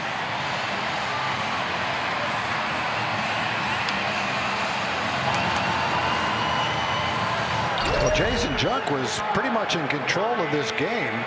2 outs in the 4th inning. The Rangers only had a couple of singles. He walked none and struck out 4. And then all of a sudden, the bats came alive. Ibanez, Trevino, Taveras, Holt, all 4 guys have hit solid base hits. Rangers still have 2 outs, obviously, but they've got 2 men on, 2 runs in, and a chance to go ahead in the game right now. Nice little 2-out rally. No bloopers or choppers in this rally. All line drives. Or hard ground balls, I should say. Runner goes again from first, and this one fouled away by Yanni Hernandez.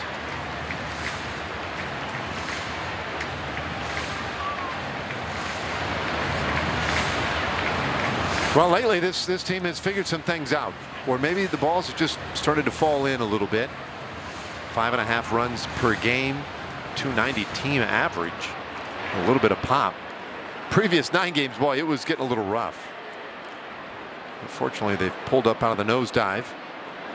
Runner again leaves first base. That's a ground ball right side of the infield, and it's a playable ball to end the inning. Rangers don't score a couple, they leave a couple. And now off to the 5th inning tonight, tied at 2.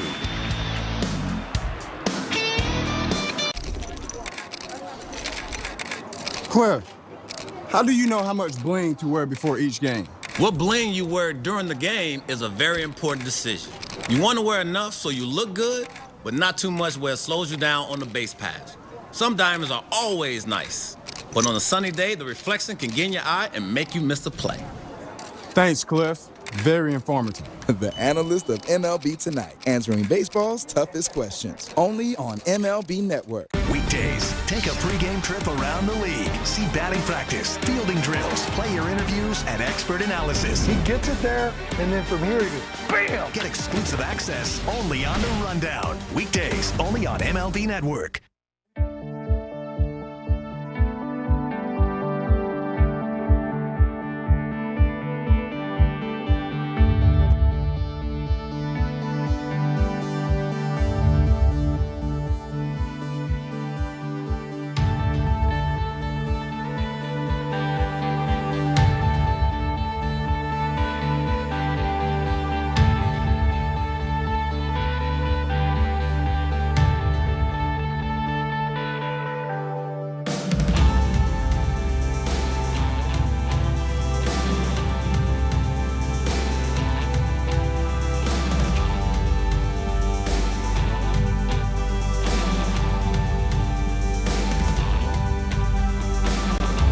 brought to you by Frontier Fiber Optic Gig Service Internet.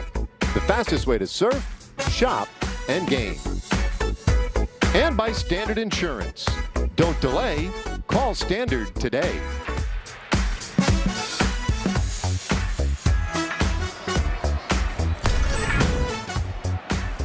All right, some good defense tonight. Rangers have come back to tie the game.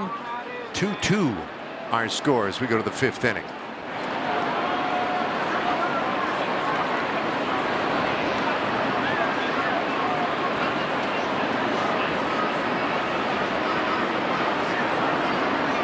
We'll see what the Angels have going here. Bottom third of the order. Lagares, Rengifo, and Fletcher.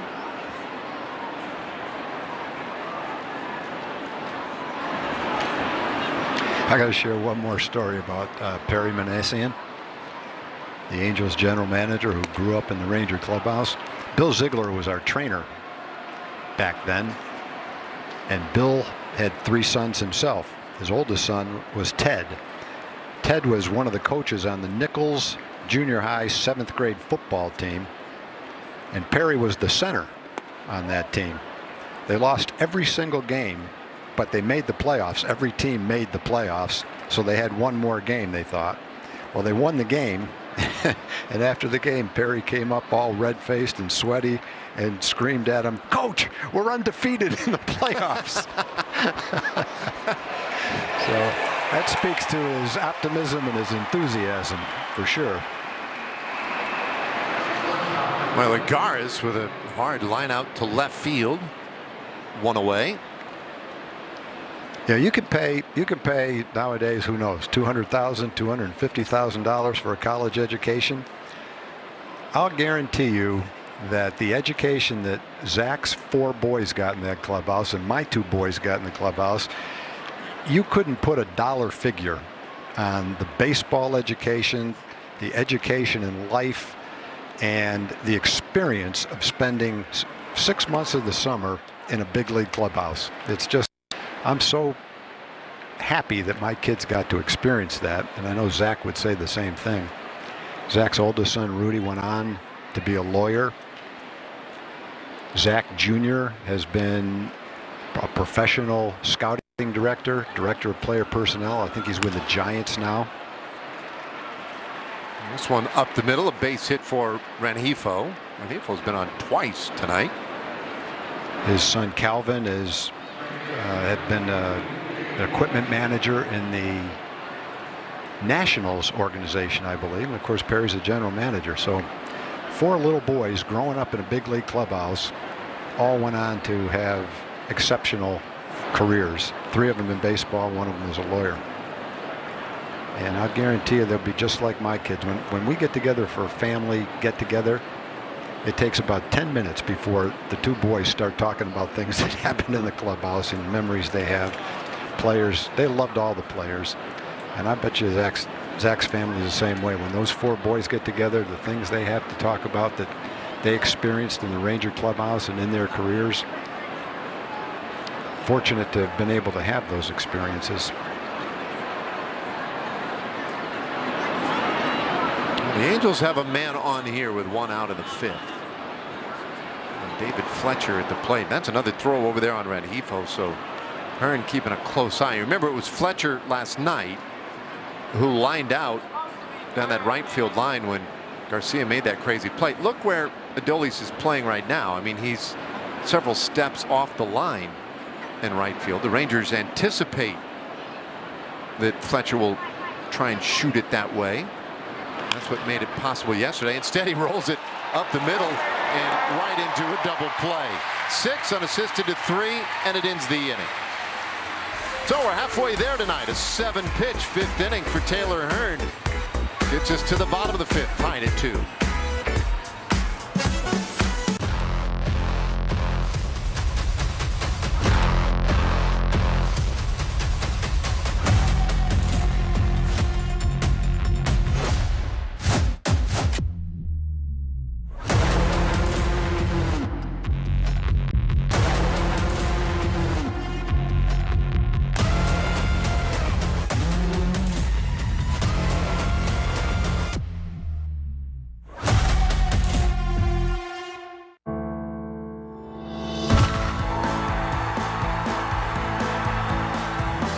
ballpark is better when we're all here together.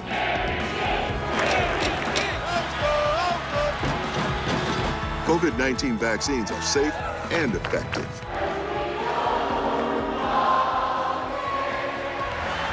Join the team and help us all get back to doing what we love together.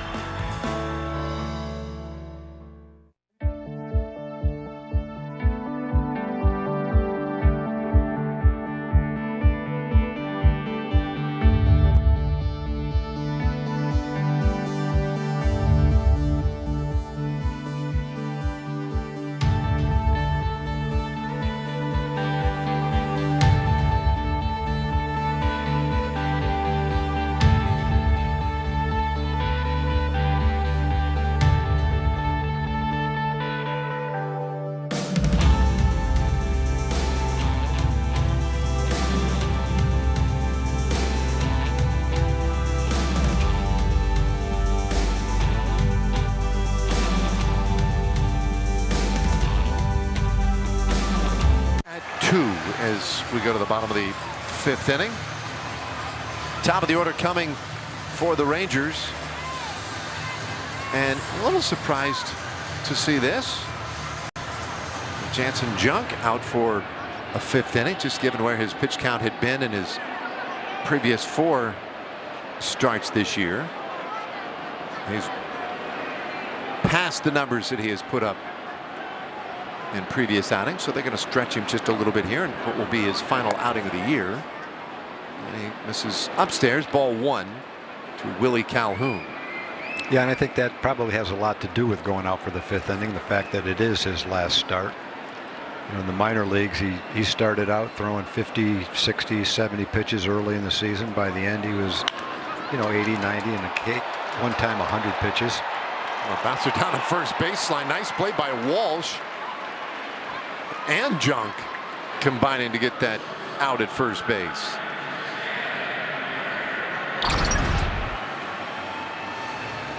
Nice play.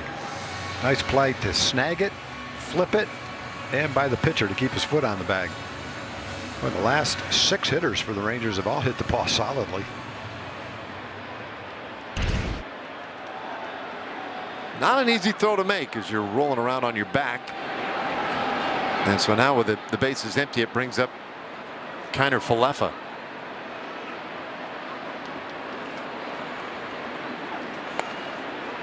Good fastball in there for a strike.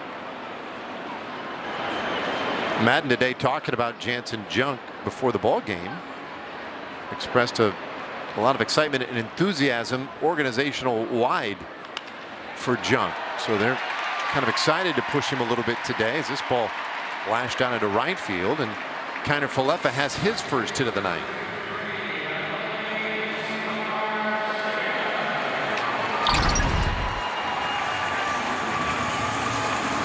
Fastball, belt high, middle of the plate. Another good swing by Isaiah. 1 for 3. Flied out to right field a couple of times. He's been hot for a long time. He's 63 for 200 now, hitting 315, 316 over that period of time. That's an extended period of time. That's about a third of a season to be hitting over 300. And I think if you had to pick your time to put that kind of streak together, you'd want it to be the last third of the season. He's feeling pretty good about where he is swinging the bat right now. Well, that base hit spells the end of the night and thusly the season for Janson Junk. So the rookie done for the night, and we'll get our first look at this Angels pin when we come back. Cliff, how do you know how much bling to wear before each game? What bling you wear during the game is a very important decision. You want to wear enough so you look good, but not too much where it slows you down on the base pass. Some diamonds are always nice, but on a sunny day, the reflection can get in your eye and make you miss a play. Thanks, Cliff. Very informative. The analyst of MLB Tonight, answering baseball's toughest questions. Only on MLB Network.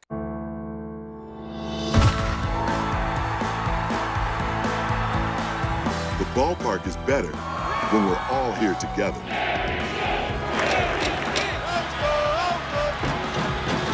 COVID-19 vaccines are safe and effective.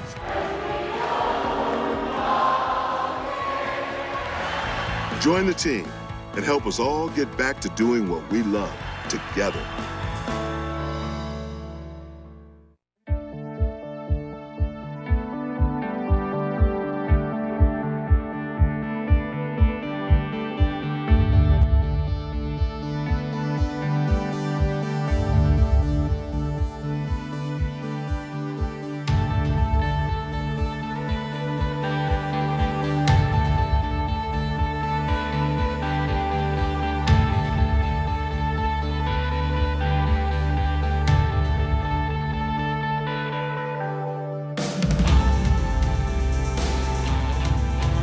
Time as any for our Choctaw marquee matchup as the Angels bullpen rears its head for the first time tonight. And you see that since September 20th, this bullpen for LA has struggled. They've allowed 42% of inherited runners to score, and they've pitched to a 6.23 ERA.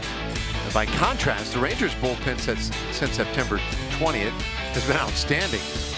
1 in 10 inherited runners allowed to score and a 386 group earned run average, so they have done a really nice job. Now Taylor Hearn still in the game for the Rangers. Joe Madden on the left of your screen, now in his second year as manager of the Angels, brings in his first reliever Austin Warren to throw here in the 5th inning. Yeah, Warren is not one of the bullpen guys who has contributed to that ERA over 6.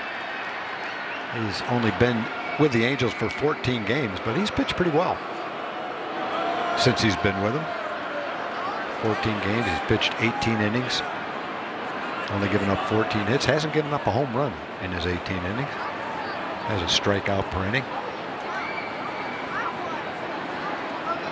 25-year-old rookie, and he'll throw over to first base again to keep Kiner-Falefa close. Isaiah does have 20 steals this year.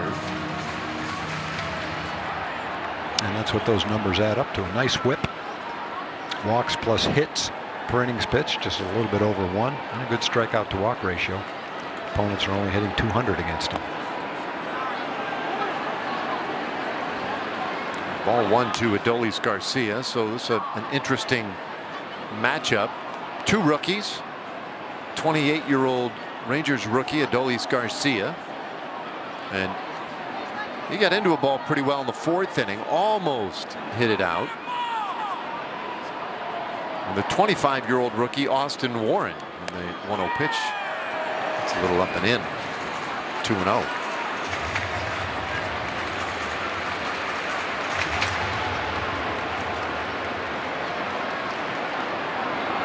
Well, that would show you don't throw your fastball to him low and try to throw it at the top of the strike zone. Pretty dramatic information to be gleaned from that batter's grid. Now the other place where he can be vulnerable, obviously you saw those batting averages up at the top of the zone, all very low for Garcia, but he will, or has at least shown a real tendency to chase the fastball just a little bit up out of the zone too, and it seems to be a place where a lot of pitchers like to try and get him out. And we're not breaking any news by showing that graphic. Major league teams have a lot more information than we do, so that's not something that's unique to us that we just kind of spilled to everybody. And certainly Adolis knows it, and that's something that obviously to improve as time goes on, that he'll work on and try and get better on, laying off that high pitch. 2-2 the count.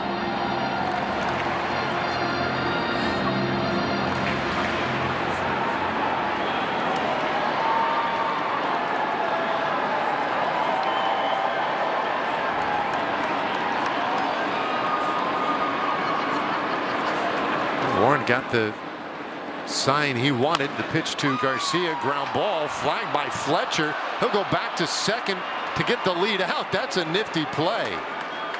And so they force out Kiner Falefa. Adolis is on via the fielder's choice.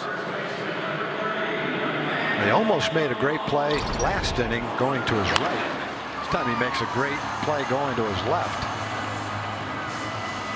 You know, watch him scoot to his left. You wonder if he'll be able to turn around and make that throw to second. There was no doubt in his mind what he wanted to do with that ball. He knew he was going to second base all the way.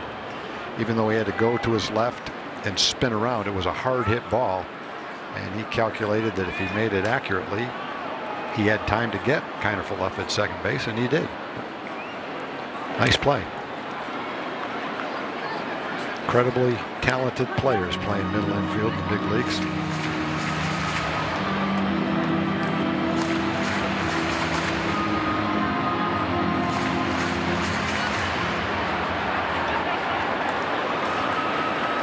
I think, you know, just an observation, tell me what you think. I think one of the reasons that you don't see when you look at the top 10 batting averages, you don't see 340, 336, 337 down to say 319. It starts at 319, and the overall batting average is much lower. Average batting average is much lower than it has been ever. And obviously the pitching has something to do with that, but so does the defense.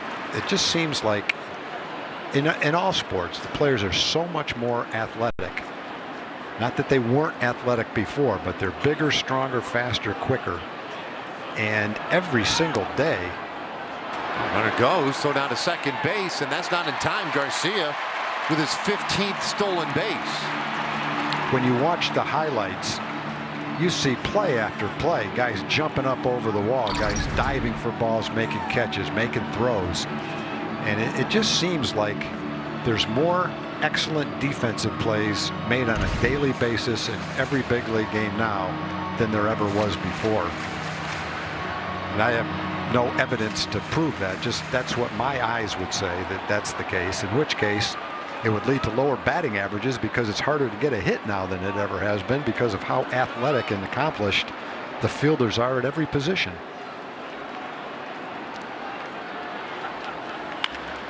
This one up the middle. Weird hop there for Rengifo, and he'll throw over to first in time to get low. Rangers leave a man in scoring position. 5 innings in the books tonight, and it's still tied at 2.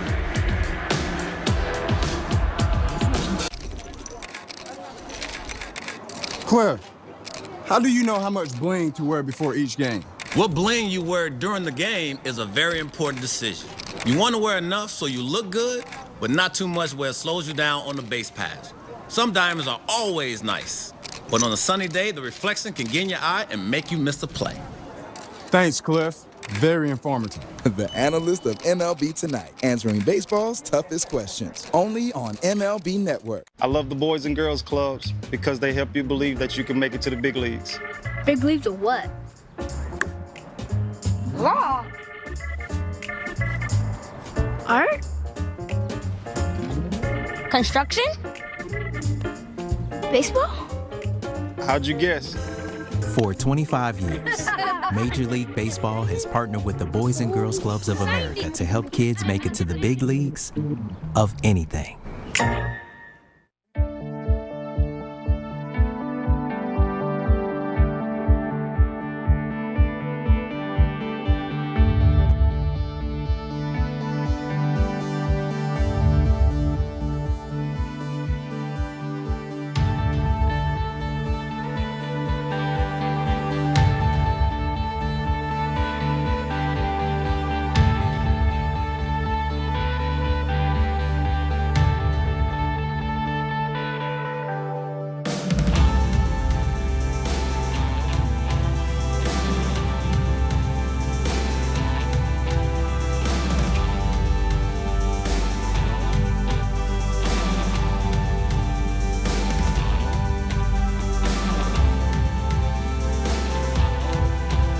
See what, longest winning streak in National League history. The Cubs in 1935 won 21 straight.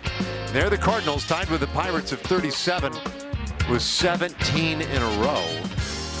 Amazing. And then, of course, the New York Giants, that ridiculous 19 51 season. Did in a tie with the Dodgers at the end of the year and played the 3-game series, resulting in the shot heard around the world. Here we're tied at 2, and we get going in the 6th inning. Shohei Ohtani leading it off. 0 for 2 today, a strikeout and a ground out.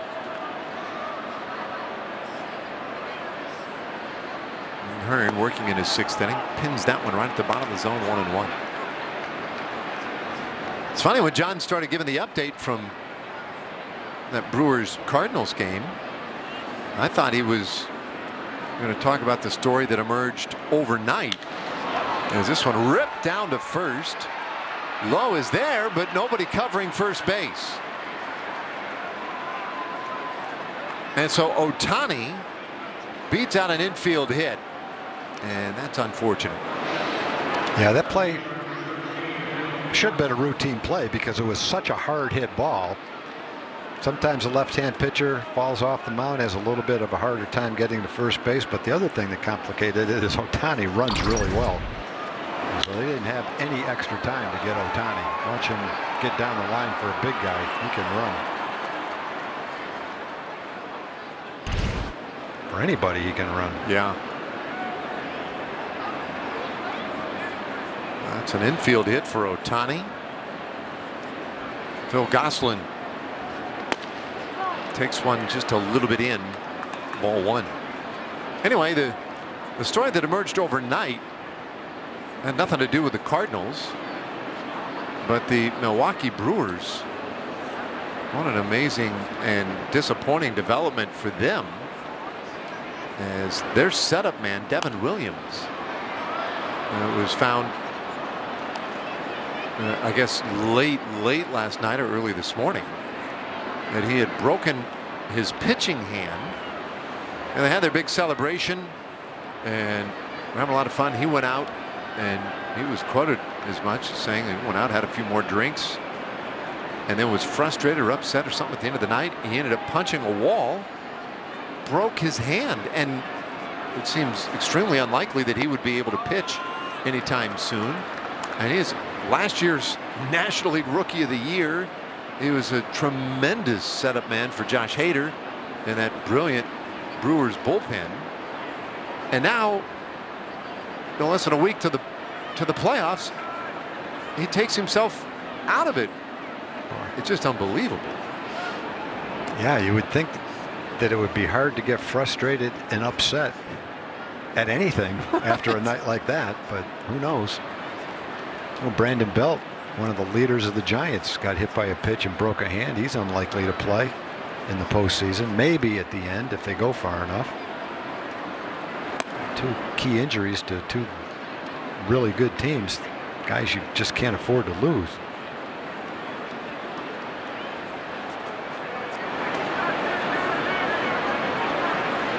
So that's a huge development for Milwaukee, and well, the state of the National League playoffs now. So Ohtani leads at first, and this ball popped up first base side, foul ground. Lowe is there, and that is out number 1. Well, we've got a moment now. Let's check in with Choctaw Casino and Resort Durant. Want to make your own big plays? We'll see you at Choctaw Casinos and Resorts, exclusively for everyone.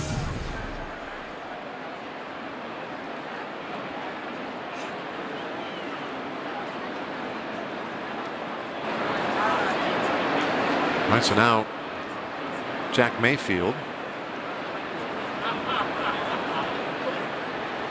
Mayfield today 0 for 1 with a sacrifice fly.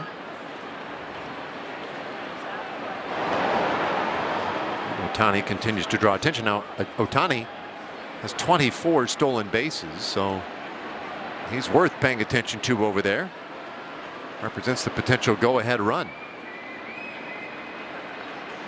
We just saw him busting it down the line on that ground ball to first to beat out an infield hit.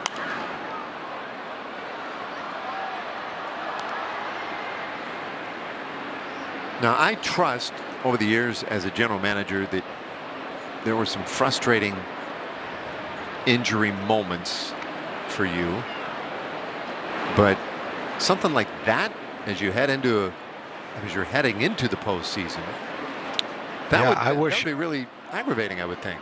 Yeah, I don't wish anyone to get hurt, but we did have some fluke injuries. I wish they did happen as we were going to the postseason. Yeah, right. One of ours was Odabe McDowell cut his hand on the welcome home luncheon right before opening day with a butter knife. And I can't remember exactly how many days Odabe missed, but that wasn't the way we wanted to start the season with our center fielder and leadoff hitter missing time. Oh, a butter knife. Well, maybe it was a steak knife used to spread butter with. Either that or it was really frozen butter that he was putting a lot of effort into. Ohtani running the pitches down low, and he'll have second base easily. In fact, this one gets away, and Ohtani will head to third base. Brian Butterfield holds him there, and Ohtani dancing around a little bit, trying to test the Rangers defense just a touch, but that's a stolen base, and then a throwing error by Trevino that allows him to take third. Yeah, Ohtani gets a good jump. His good lead, good jump. He's going to be safe easily. The throws off, and he goes to third base. Just one more thing that he brings to the ballpark every day. One of the best pitchers in the league, one of the best power hitters in the league, and a very solid base runner and base stealer. He's been thrown out 10 times, but that's a talented athlete. 2 balls, 2 strikes on Mayfield.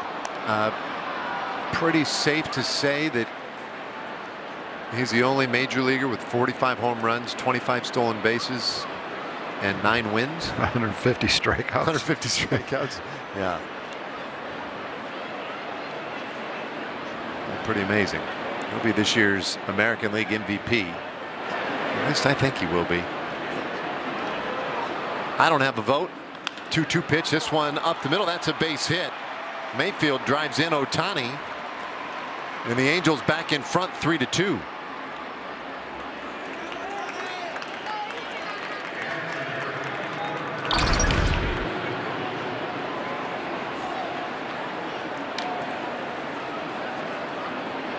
Got a slider, caught a little bit too much of the plate. Been a lot of solidly hit balls today. A lot of solid base hits and a lot of solid balls gone for outs by both teams. Well, that's going to do it for Hearn. He leads the game with 1 out in the 6th inning. Jarrell Cotton will be coming in.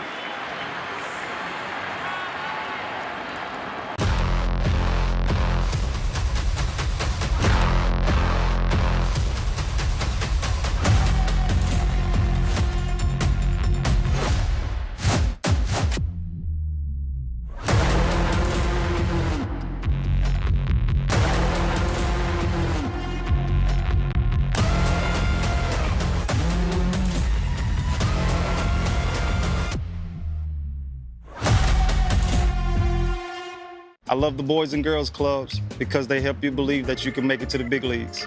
Big leagues of what? Law. Art? Construction? Baseball?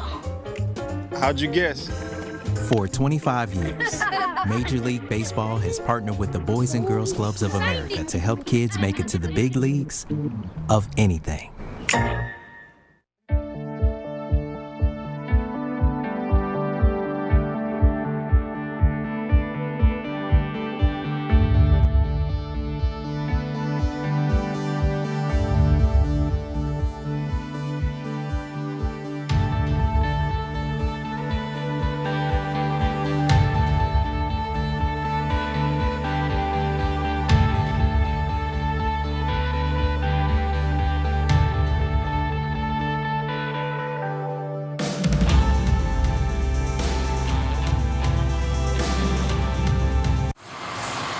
pretty fun so far. And just a moment ago, Mayfield delivering the go-ahead RBI. It brings in Jarrell Cotton out of the Rangers pen.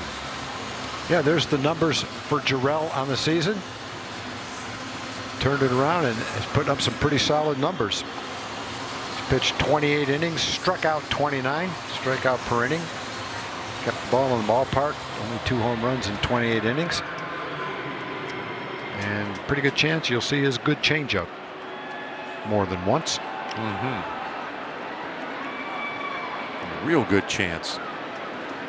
You might even see it as the first pitch. Just get a kick out of those guys whose changeup is so good they use it really kind of as a primary pitch. Oh, it's a breaking ball, and this one pulled foul for strike 1 by Kurt Suzuki. And he was geared up way out in front of that one. Trevor Hoffman, famously a Hall of Fame closer for the San Diego Padres,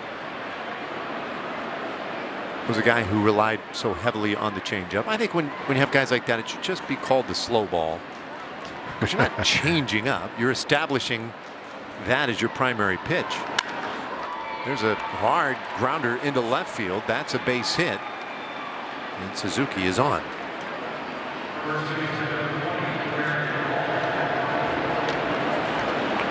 Suzuki's had a nice career. He's been a solid catcher for a long time.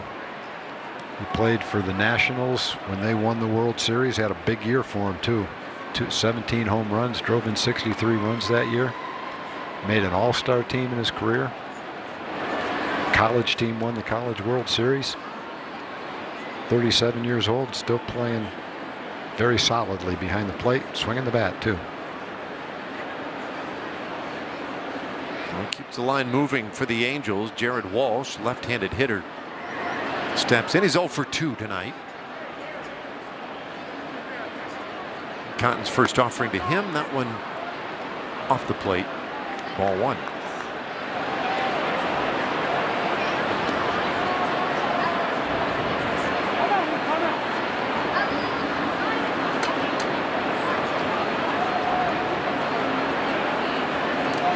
Trevino and Cotton will get together, talk things over, just make sure they've got those cards all figured out and everybody's on the same page, literally.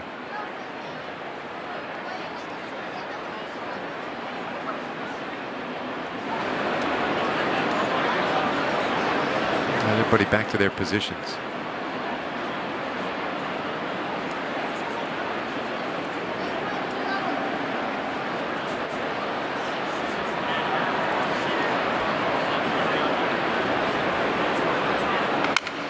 This one off the end of the bat in the hole. It's short, and Kiner Falefa can't get it. He slows it up just enough. It allows the run to score. Walsh drives in the run, and he makes it 4-2 LA. Suzuki ends up at third base. That's a tough play. Now, it looked like what Isaiah was going to try to do is slide, get up, and throw to second to get a force out. But as he slid to try to accomplish that, the ball got underneath him and rolled into the outfield and turns into an RBI hit. So 4 hits in the inning, 2 of them infield hits, if you count that as an infield hit. Taylor Ward, he takes a little bit up. Ball 1. Ward singled and scored a run in the second inning. He popped out in the 4th. It's his first game back with the Angels since July 20th. Activated today by the Angels. And Cotton steps off for a moment.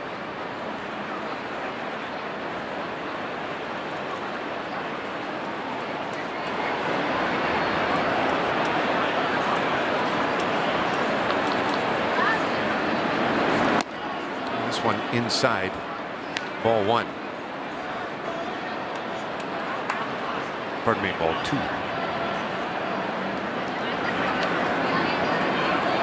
Well, the Rangers allowed a couple of runs early and then came back and tied it. This is kind of a frustrating 6th inning right here. Cotton a little bit in. 3 in though.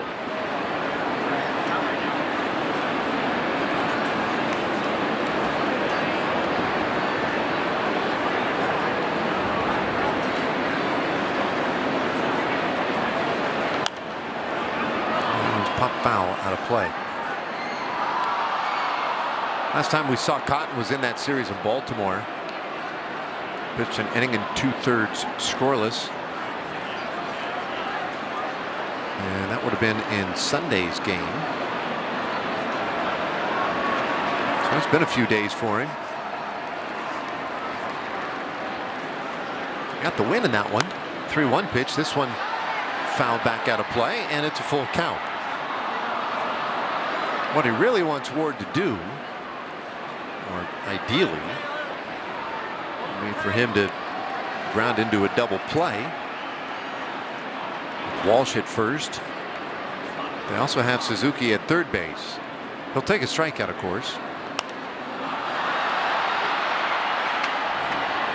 It stays 3-2.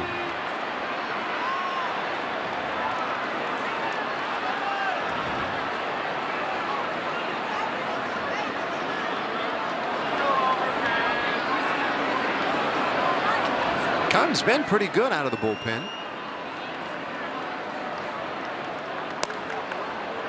That's high ball 4. He's loaded the bases. Not tonight though. 2 hits and a walk, so hasn't been able to retire a batter yet.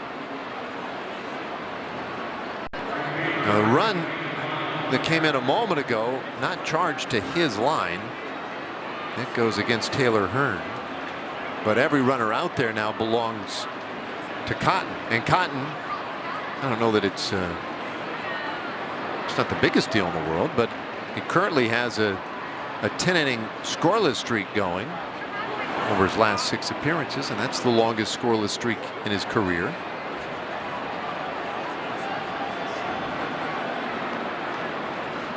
Well, he's got a full-blown mess to deal with now. Juan Lagares 1 for 2, shoots this out into short right field. That's a base hit. Garcia coming in, and they will all settle for 1 base. Nobody going to challenge El Bombi's arm, but Lagares brings in another run with that bloop single.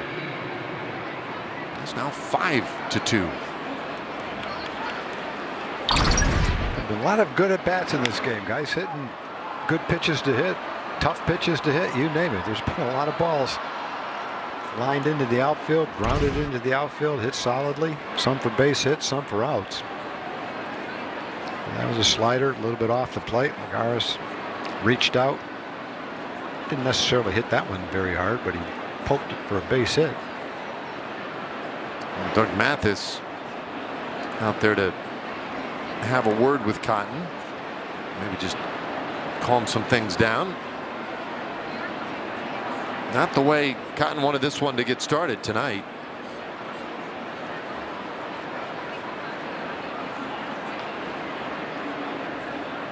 So there is activity in the Rangers pen as Mike Foltynewicz begins to get loose. There's Folty. Top of the 6th, 3 runs have scored. I don't know how many balls have been hit real hard this inning, but it doesn't matter. The Angels have made it work.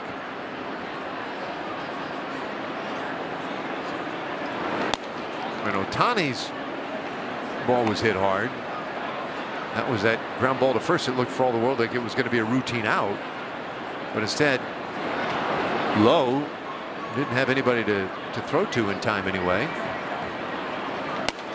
Oh, soft contact after that until Kurt Suzuki turned one around over 100 miles per hour. But nothing else really very impressive in the inning.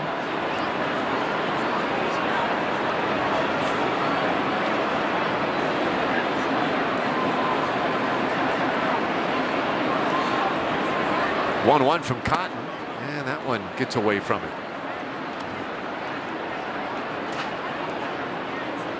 Walsh, Ward, and Lagares 3rd to 1st.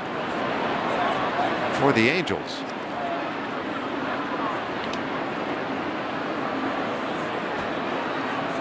There they are.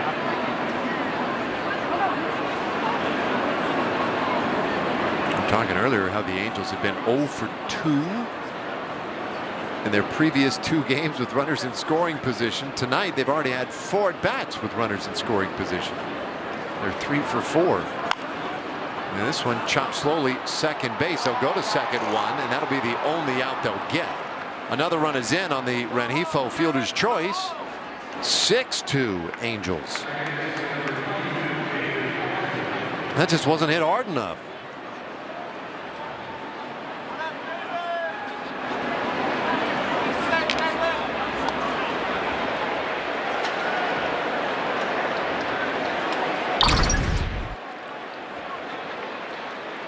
Yeah, it looked like a changeup. Hit it right off the end of the bat. Had the right direction for a double play. Just the bouncer wasn't hit hard enough to have time to turn it.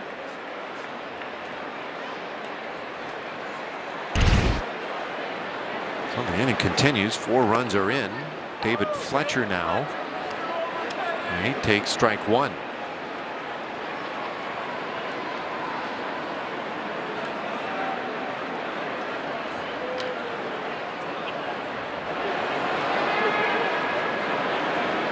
Fletcher's 0 for 2 today. Both times he's hit the ball on the ground to shortstop. He's hitless now in his last 23 at bats. Now again, you look at the outfield and where Adolis Garcia is set up down that right field line.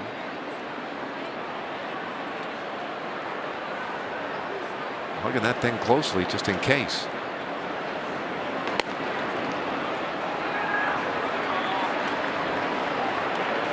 Another stolen base as Rengifo takes second. That kind of caught everybody unawares.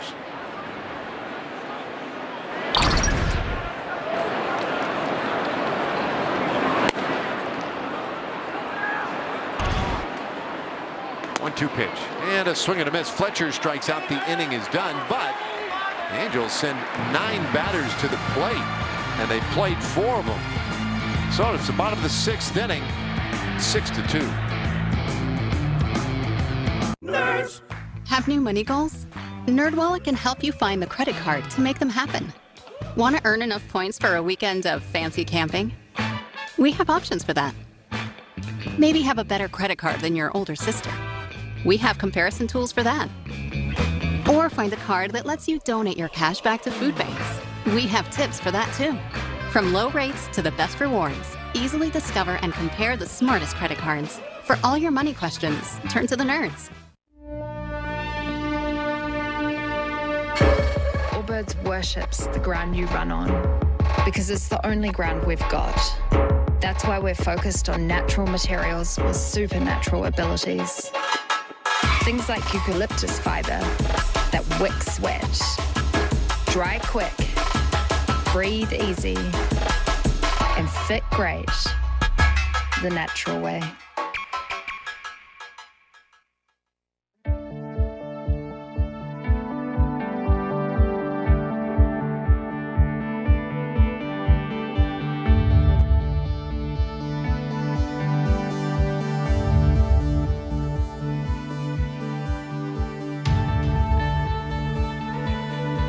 Diagnosis. Let's diagnose the 6th inning.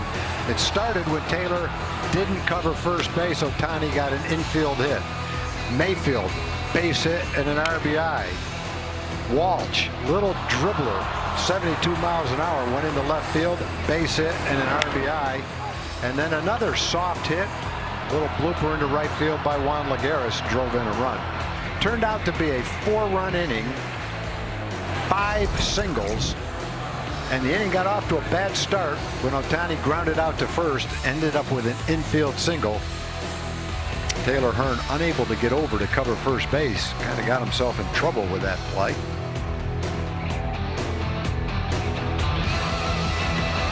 Six to 2 now. The Rangers lead after that big 4-run 6th inning. All right, so the pressure on the offense again. Andy Ibanez leading things off here in the bottom of the 6th inning. He's had a hot bat. 1 for 2 tonight. 3 hits yesterday. He's the focal point of our open tonight because he's been swinging it so well, and he lashes this one out to the alley left field. It rolls all the way to the fence, and Andy Ibanez with a double to start the 6th inning. Well, keep it going. Hard to swing the bat much better than Andy's swinging it right now. Talked about before the game, he's hitting .418 in his last 21 games coming into this game, and he's 2 for 3 in this game. A hard single, started a 2-out rally in the 4th inning when he scored. Now a double to start the 6th inning. Another well-hit ball. He is in a groove right now. Well, that one going off the bat, 105 miles per hour.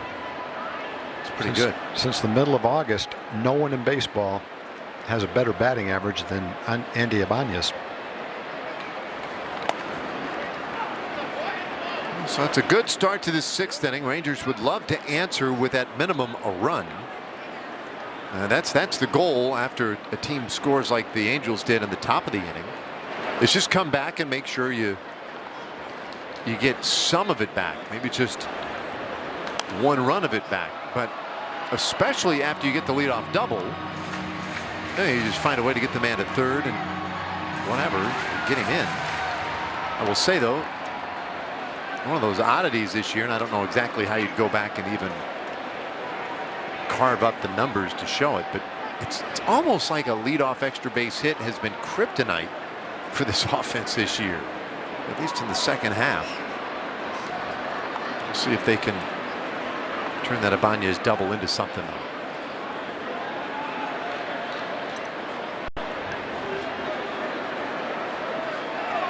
Trevino already has a hit tonight. He has scored a run.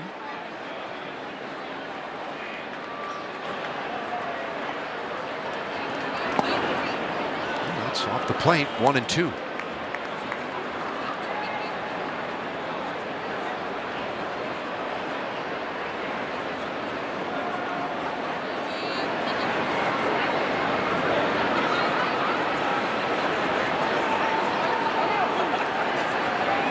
Time called. Jose not comfortable with the amount of time that Warren is taking between pitches.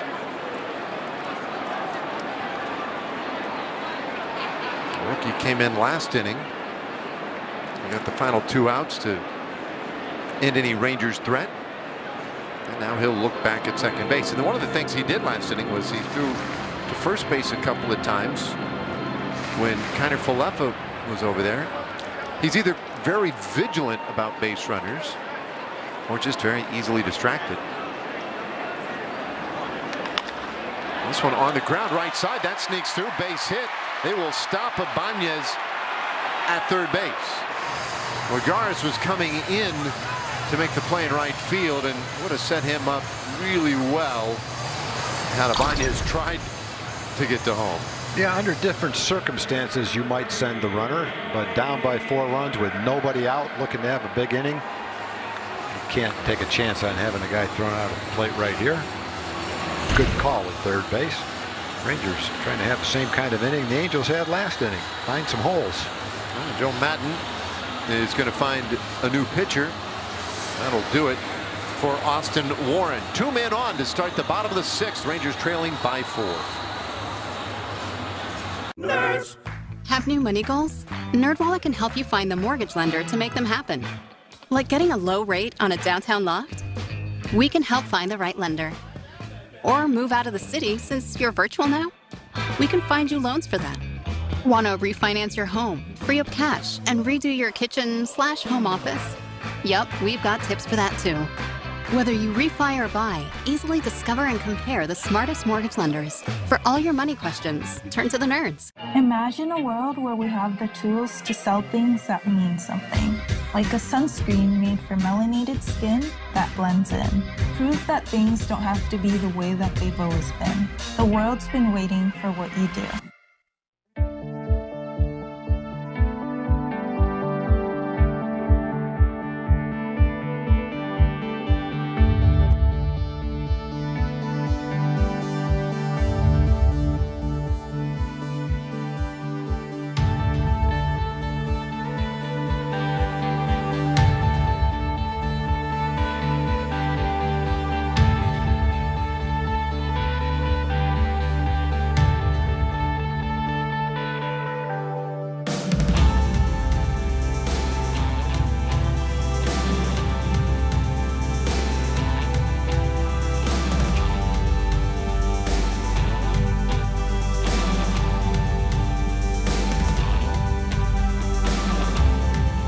Valley Sports is brought to you by Baylor Scott & White Health, changing healthcare for the better.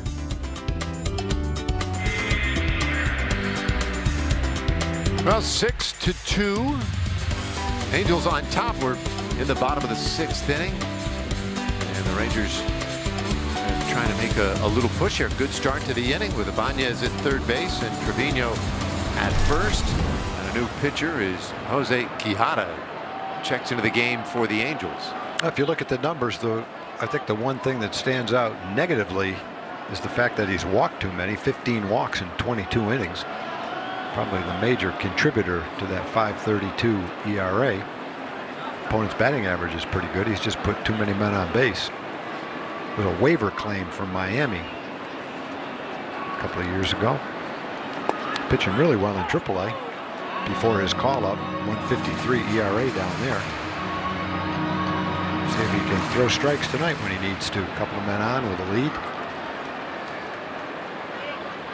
He's been up and down a handful of times this year. This is his 4th stint with the big club. Native of Venezuela. Quijada from the stretch delivers, and that one's fouled away by Taveras. 0-2.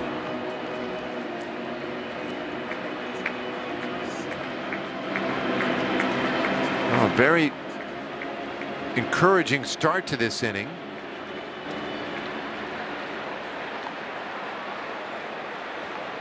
Double by Ibanez, a single by Trevino. And Leote, he has a hit tonight already. That's low. 1-2.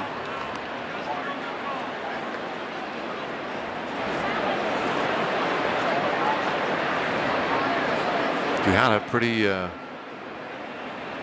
relaxed out there. He gets the ball back and somehow finds his way back to the mound. He's 25 years old.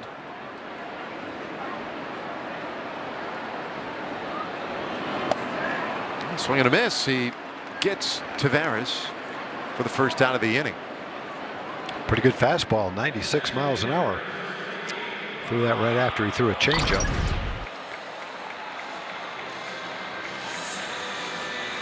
Well, if he locates the plate, has good command, looks like he's got a pretty good arm.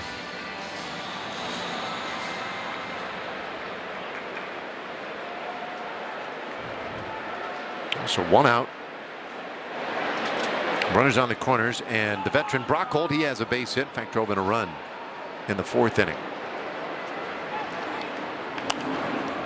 One fouled away.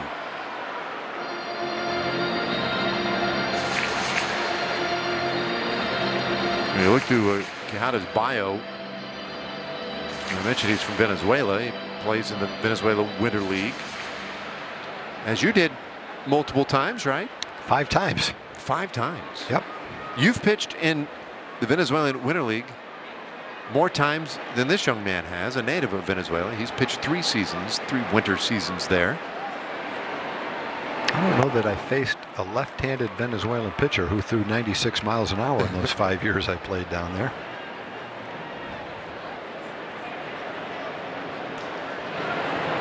Oh, and 2 on hold. Yeah, I doubt you did.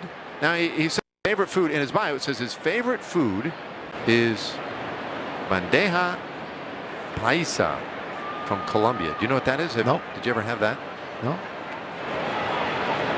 I might have had it. Just didn't know what it was. Yeah, didn't know what it was called. There's a strikeout of Holt. And that is out number 2. The typical, not the typical, but a popular Venezuelan meal that I did have all the time. Another good fastball. Looked like it was a riser. They call it pabellon criollo. That was a Venezuelan dish. It was kind of shredded beef with a tangy sauce on white rice with black beans and plantains. Used to get that probably at least once a week. Yanni Hernandez fouls this one away. Strike 1. So was there anything then like that dish that when you whether immediately thereafter or over the years, you and Kathy have said, like, it'd be nice right now. Like, where can we get this? Yeah. They have these sandwiches called arepas. They had these little appetizers called tequeños, which was kind of a pastry with cheese in it. That we remembered, and at times said, I wish we had those. But I've had pabellon criollo at Cuban restaurants. They have that dish. 0-2 the count on Yanni Hernandez. Emily, you got a favorite? Well, arepas are my favorite. And Tom, as a matter of fact, thanks to our good friend Elvis Andrews and his lovely wife Corey, they taught me how to make arepas. Really? Yes. And so I make them on occasion. My kids love them. And it's relatively easy. It's like salt, cornmeal. It's called Pan, P-A-N is the brand. And you get the cornmeal, and it's a little bit of salt, and you have to kind of refrigerate it. There's kind of this process. But yeah, I know how to make arepas. It's actually a very, very, I don't know how to make a lot of things. So pretty proud of the fact that I know how to make that one, thanks to Elvis and Corey Andrews. That is awesome. It's fun. We all went to Venezuela, afraid to eat the food, didn't want to drink the water, all those tourist kind of things. And after being down there for about a week, we were eating arepas at the ballpark, things we didn't even know what they were, drinking water out of the water fountain in the dugouts. You're going to live there, you have to go for it. And one of the things I liked best about Venezuela was the food. Well, I thought I recognized the name of that dish because I remember having a conversation with Elvis about that, what food in particular he liked. And correct me if I'm wrong, Emily, but Corey, like, she's like a trained chef at this point, right? Yep, she's off the charts. She's insane, the stuff that she makes. She's a really, she's not just a good cook. She's like a culinary trained chef. Yeah. Wow. She's amazing. So you learned from somebody great. And what's so cool about this is what friends do, is they will then, ply their wares. And I'm looking forward to trying something because I've never had one. An arepa? Yeah, so cachapas are pretty good too. They're like a cornmeal, like pancakes with cheese and ham in between them. Yeah, mix some of those in as well, Emily, if you would. All right. Well, whip it right up for you, Dave. Cachapa con jamón y queso. We ordered a lot of those, boy. Yeah. The other thing that was popular, occasionally we'd be on a trip back home. You're driving through the mountains at 2 o'clock, at 11 o'clock at night.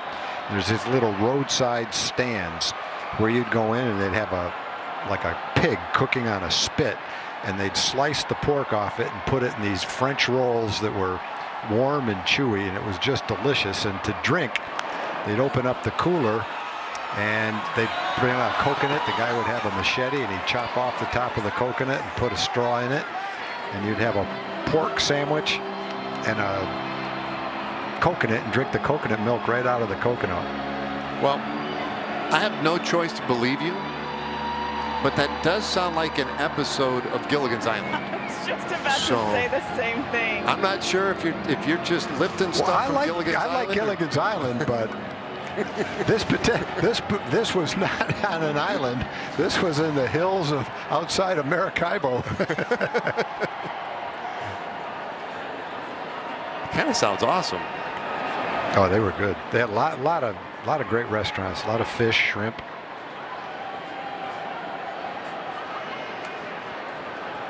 Well, the Rangers have them on the corners here, and the young Venezuelan Jose Quijada trying to dance around a little trouble. He was left a bad hand by Austin Warren, but he struck out Tavares, punched out Brock Holt.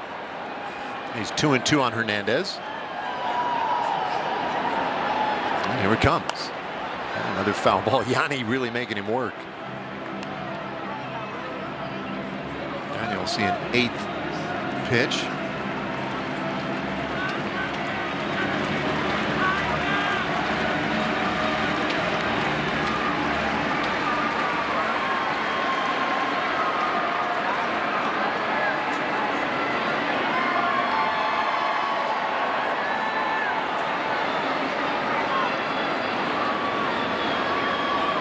Well, Ibanez opened the inning with that double. He's at third now, the 2-2, and that's off the plate. Full count. This is what Yanni does. Now, twice tonight he has grounded out. Well, we've seen him draw his fair share of walks. 17 walks to 25 strikeouts. That's a pretty elite ratio. And it's given him a .340 on base percentage this year. Anytime you get a guy to the point where he's throwing his 9th pitch in a plate appearance, you feel like the advantage starts to tilt your way, and that's where Yanni is now. Runner goes from first, and that's fouled away. You know who's got the elite ratio between walks and strikeouts? We just saw him, I want to say.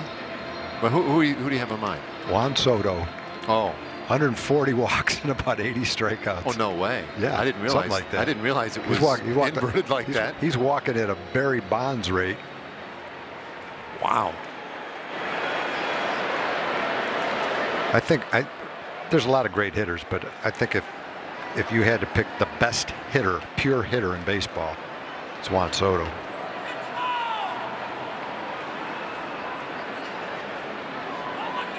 Well, that's an interesting one. That guy's pretty good, but Soto's different. Good. Yeah, Soto's not going to hit 50 home runs this year, but his on base percentage is going to be, you know, I don't know what it is right now, 460. Oh, that one right on the outside corner. Hernandez goes down looking. A 10-pitch at bat. What an effort, though, by Quijada. Strikes out the side. And he keeps it a 6-2 Angels lead as we move to the 7th.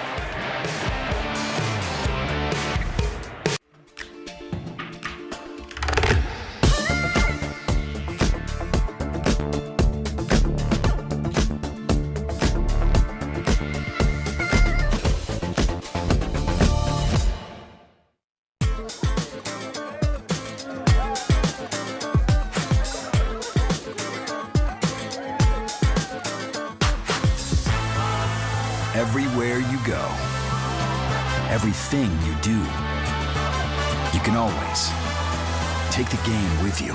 And you can bring your friends.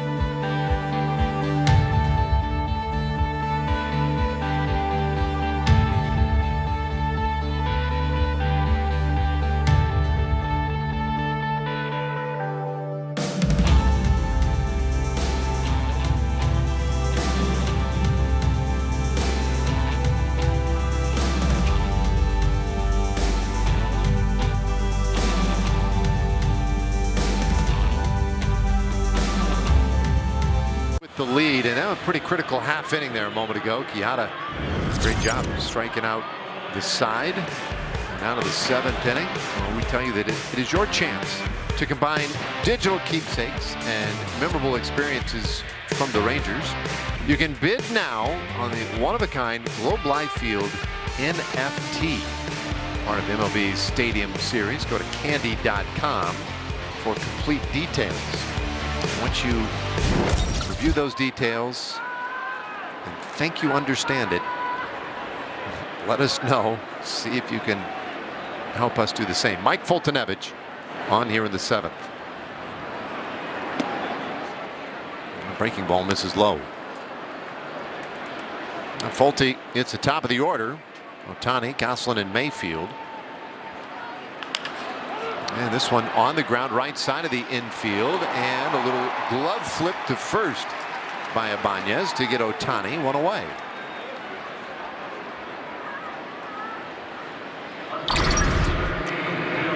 Ohtani hits a little dribbler towards second. Ibanez knows that he runs well.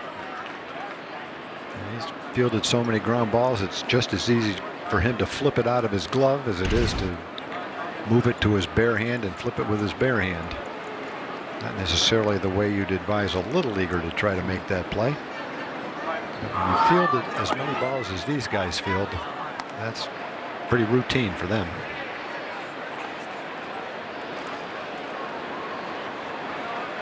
It's kind of what makes them really cool. Yeah. Because, you know, playing baseball, big league baseball, whatever, would really be kind of amazing for the majority of us. I know you did it, but it would just be amazing to be on the field. I can't imagine being so good at it that you could do some of the things that we see guys do, like those plays, you know. They make it look routine. Here's a hard ground ball, third base. Yanni Hernandez with a nifty defensive play to his left, 2 away. I don't think we really appreciate just how fast things are moving now. No, you don't. And you know, you watch it every day, and if you're a fan, you've probably heard people yell out of the stands, "My little league team could have made that play." Occasionally there's a play like that, but for the most part, your high school teams can't make some of the routine plays that these guys make. It's a whole different level.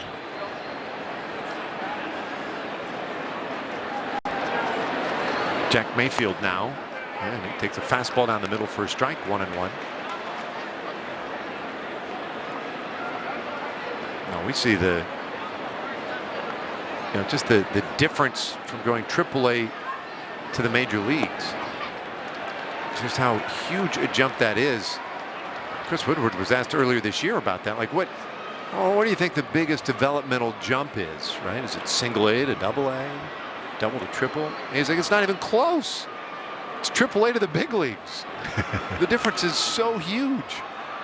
Pop up, back of first, and low right there to complete a very tidy 1-2-3 7th inning. Stretch time tonight at Globe Life Field. Nice job by Fulte. Rangers trailing by 4. Mr. Schmaltz, at MLB Network, you've done color commentary, game analysis, and demos. How do you juggle so many roles? It just comes naturally, I guess. The analyst of MLB Tonight, answering baseball's toughest questions. I love the Boys and Girls Clubs because they help you believe that you can make it to the big leagues. Big leagues of what? Law. Art? Construction? Baseball? How'd you guess? For 25 years, Major League Baseball has partnered with the Boys and Girls Clubs of America to help kids make it to the big leagues of anything.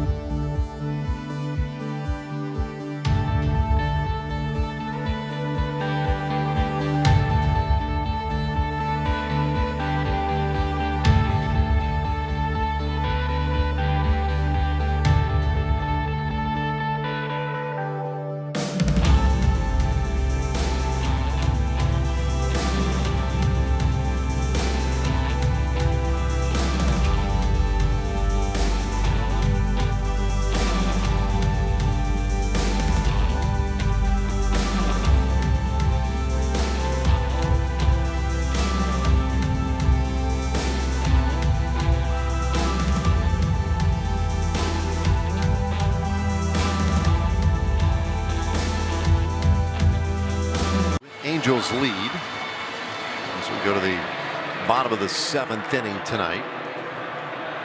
The Rangers need to get a little something going offensively here. Mike Myers is the new pitcher out of the bullpen for the Angels. And take a look at the numbers from Myers. He's pitched frequently. This will be his 70th ball game. Done a solid job. Also, Marsh has come in to play center field now for the Angels. So Brandon Marsh is in. Ward is slid over to left field. So a little defensive change for the Angels as Calhoun fouls off strike one. Rangers won the opener yesterday. It was their 7th win against the Angels this year. Angels have won 10 from the Rangers to this point. And a little tapper out in front of the plate. Calhoun races down the line, but can't beat it out. Good play by Myers, one away. All right, time for a Chevy game break. Let's check in again with John Radigan.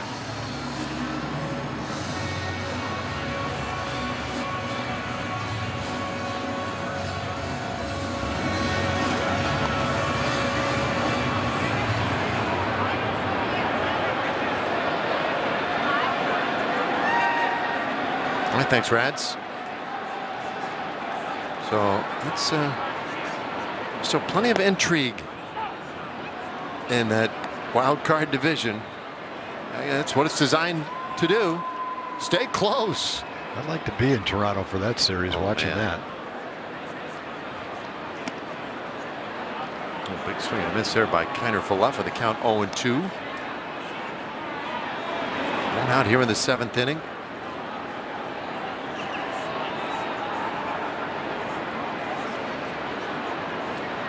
I guess I've been, as this thing has played out, continue to focus on all those teams in the American League East that are in that mix.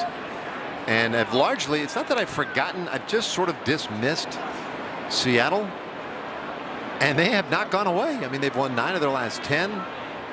They've just pounded lumps on the Oakland A's. It's the 11th straight time they've beaten the A's. Crazy. And Seattle is very much alive and in this thing. It's been a long, long time since they found themselves in the postseason. You know, last night I asked you, you didn't have the information yet, what the attendance was at the Rogers Center in Toronto for that key series with the Yankees. Ground ball shortstop. 2 away now. We talked about how way back when it was 50,000 a night in Toronto for a Tuesday night game. Every game was sold out. Not the case anymore. At least not in these times. 29,000 were there yesterday. Yeah, which is, you know, good solid crowd. Yeah. And, you know, obviously there's a lot of reasons for that. But it was interesting. I'm with you.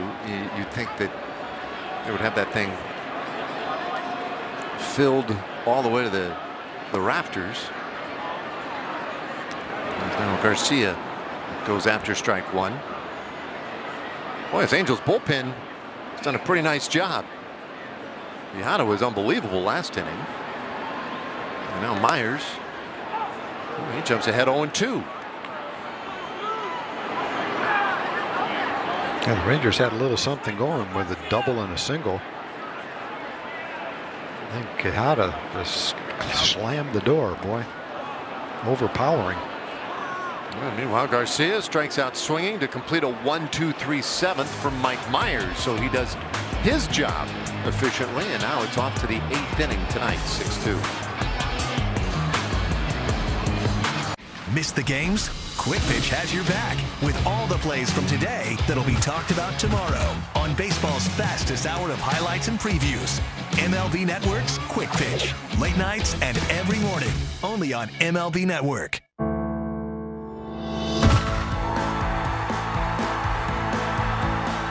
The ballpark is better when we're all here together.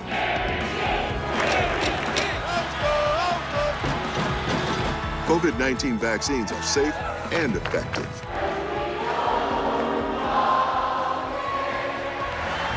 Join the team and help us all get back to doing what we love together.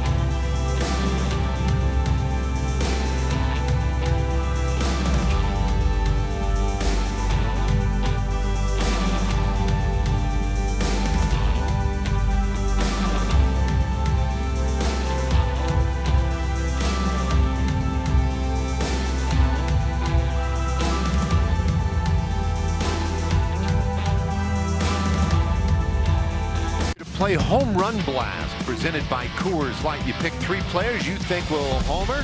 If they go deep, you win cash. Go to the Valley Sports app or to homerunblast.com to play.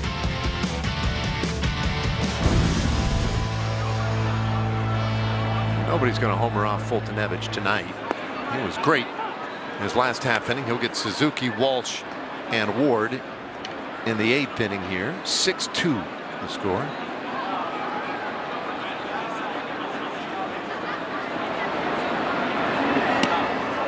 That's a little tight.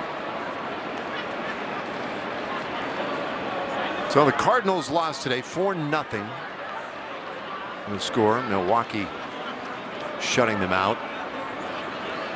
17 straight will be the end of that streak. Pretty amazing though. This ball hit well out to center field. Taveras back to the warning track to haul it in, and that is out number 1. Meanwhile, here tonight we had an announced paid attendance of 23,241. Put that into the calculator. Oh, that gives us a total attendance of a little better than 2 million. We're the 4th major league team to get past 2 million fans this year. An average attendance of over 26,000 this season, 4th best in baseball. Dodgers, Braves, Padres, and Rangers. Pretty cool. It's been awesome to have the fans out here this summer. And I know the team hasn't delivered the wins that fans would have wanted. That makes it a lot easier to draw big crowds. The ballpark has been the central figure. This is the first year where fans have been allowed to come in and experience this brand new ballpark, Globe Life Field, and all its splendor, all the various amenities and places to watch the game. It's nothing but glowing reviews from folks, and maybe more importantly, Tom, I don't know, but visiting teams, managers, coaches, players speak so highly of the experience of playing here.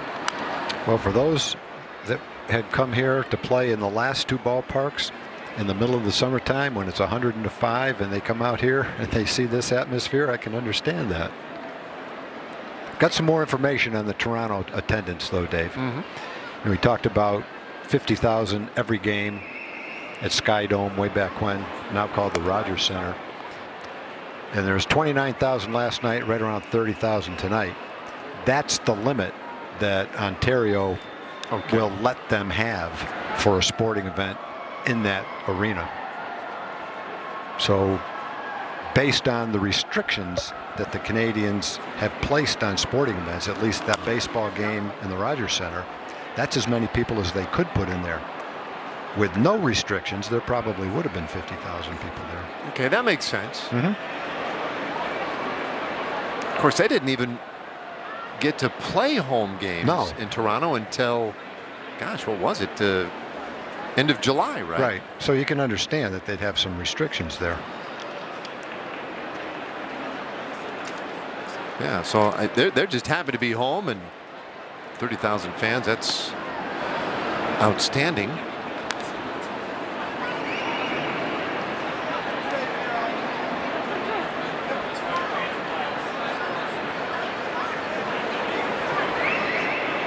Fultonevich, full count on Walsh, and his pitch on the way. Backdoor breaking ball, called strike 3, got the corner. And that is out number 2.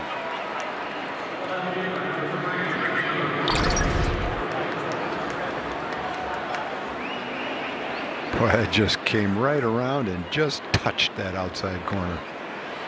The hitter sees that ball quite a ways outside, all the way there, and the hitter, you make up your mind, you see that and you say, that's a ball, I'm not going to swing at it. And then right toward the end, it comes back and just catches the corner, and it's very difficult to swing at that pitch. You feel like to start your swing on time, you'd be swinging at a bad pitch out of the strike zone. And by the time you see where it is, it's too late.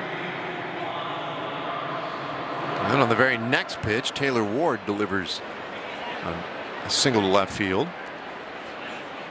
It's Juan Lagares to the plate.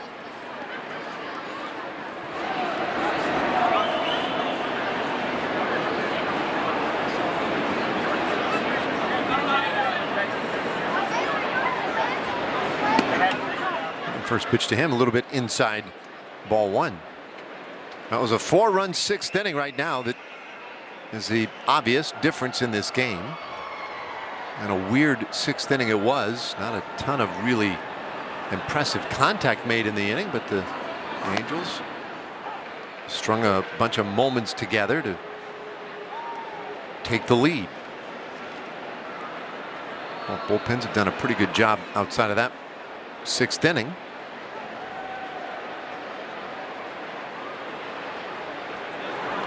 Yeah, it's fouled back. Strike 2 on Lagares. Only driven in 2 runs tonight. Tomorrow these teams right back at it. A day game tomorrow. 1:05 first pitch.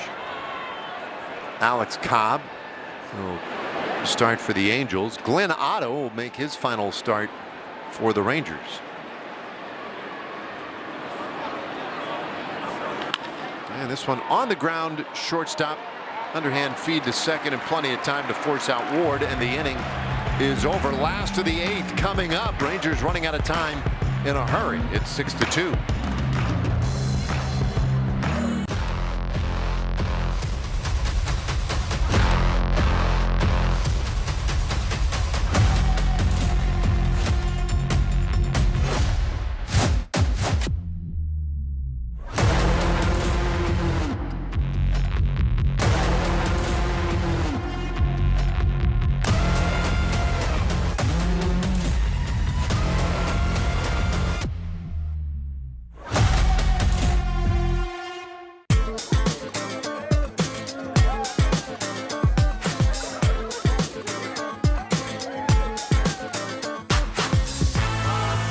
Everywhere you go, everything you do, you can always take the game with you. And you can bring your friends.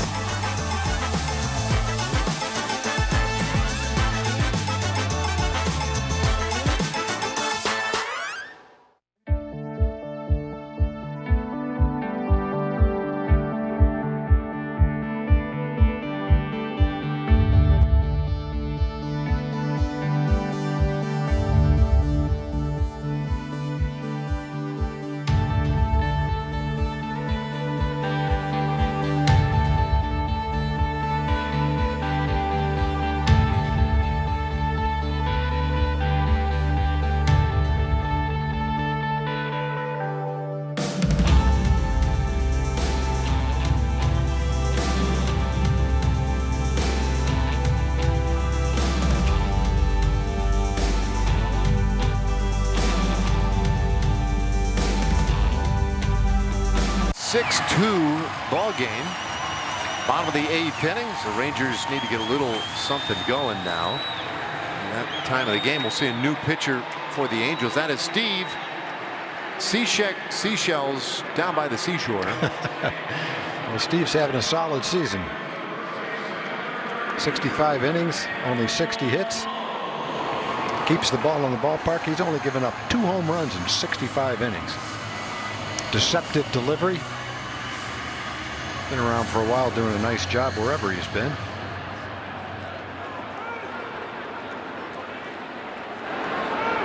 Well, it is an official game if he gets in it.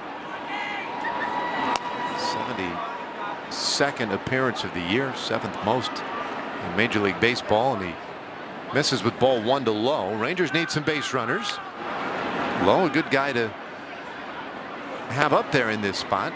He's probably the best. I mean, probably nothing. I mean, by every measure, he is the best on this Rangers team at getting on base. .354 on base percentage.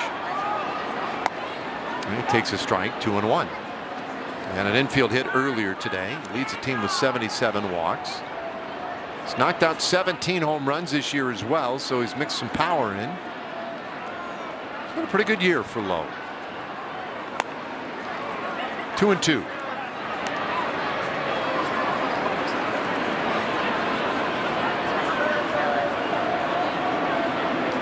After Lowe, it'll be Ibanez and then Jose Trevino. Cishek moves that one up a little bit.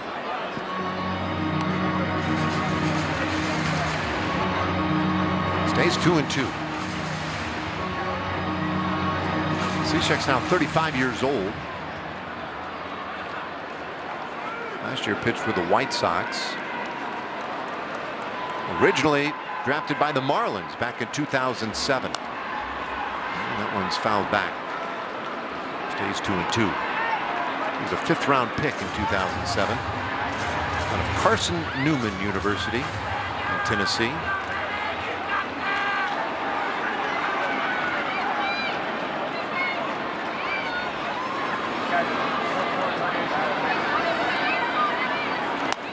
Ooh, backdoor breaking ball. I don't know how you hit that. That's strike 3 called, low, down looking. Man. As Andy Ibanez comes to bat, let's check out StatCast, powered by Google Cloud, and check out the 6th inning when he lined that hanging slider into the gap in left center field. 105.3 miles an hour.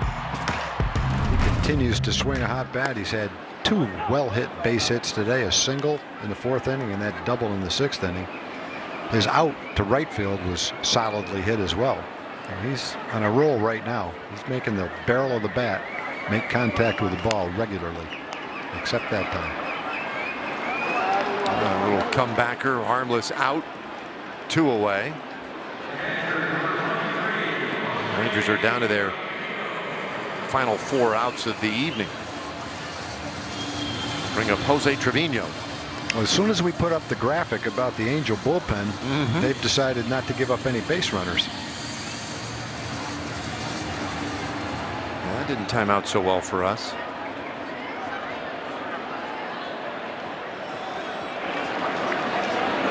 Maybe they just aren't bringing in the guys that are responsible for that 6 ERA. Bringing in the other guys.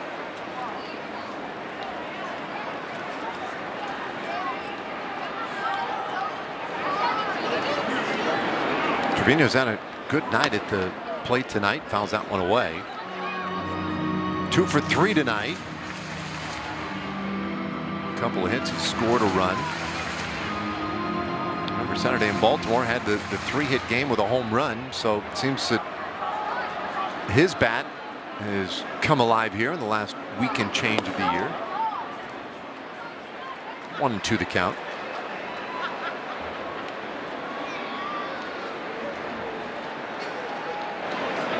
Angels pin those, retired 8 straight Rangers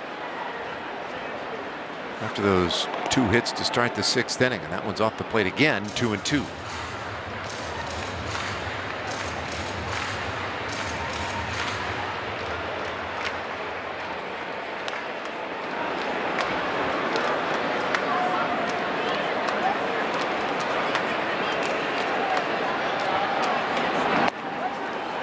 Well, strike 3 called. Trevino backing away as that one managed to nibble off the outside corner, and Cishek with a perfect 8th inning. 9th inning coming up. Rangers trail by 4. I love the Boys and Girls Clubs because they help you believe that you can make it to the big leagues. Big leagues of what? Law. Art? Construction? Baseball? How'd you guess? For 25 years, Major League Baseball has partnered with the Boys and Girls Clubs of America to help kids make it to the big leagues of anything. Hey Al, I'm just wondering, during the demo on MLB Tonight, what was that meatball you threw? Meatball? I think you're misunderstanding. That was a hitting demonstration, and that's what I was supposed to do. Oh, he got home, baby. Right. I think that ball's still traveling. Any farther and you need a flight plan for it. Next question. The analyst of MLB Tonight, answering baseball's toughest questions. Only on MLB Network.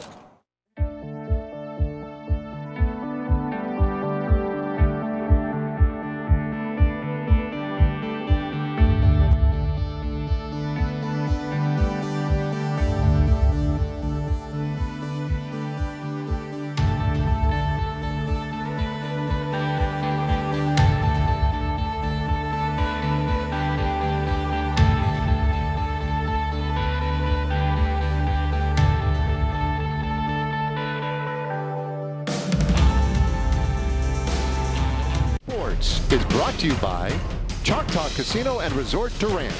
Expansion now open. Stakes raised.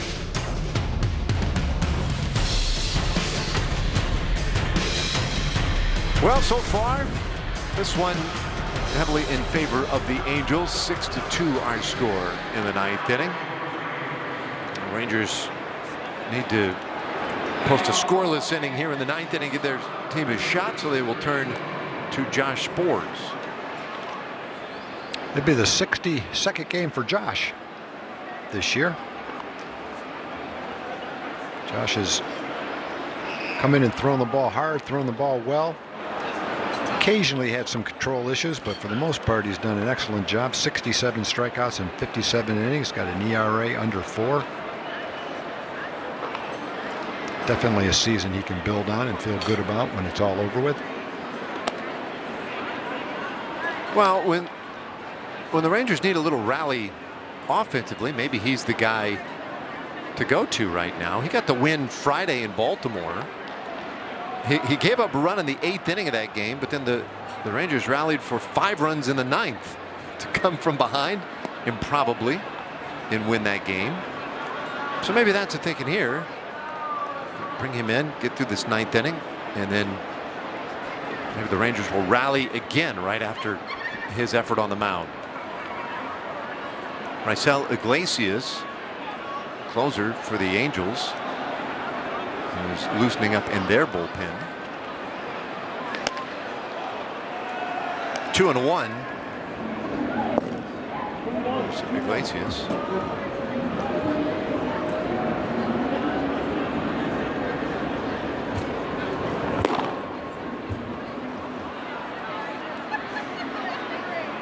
Rengifo has walked and singled in tonight's game, and he takes outside. 3-1.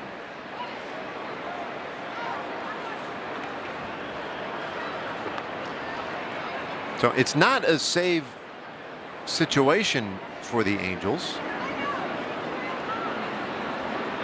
and it can't really get there unless somebody in the top of the inning allows the Rangers to, get a little something going. But they've got their closer warming up anyway. Full count now on Rengifo.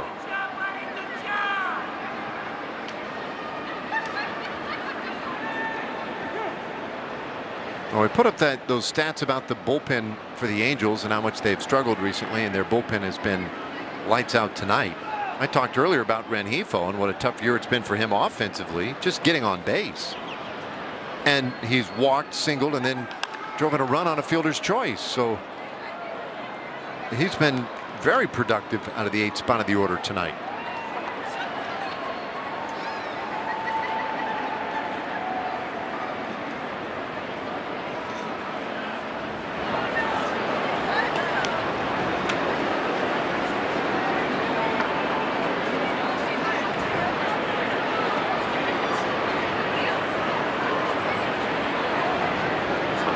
Full count pitch, and this one lifted foul again.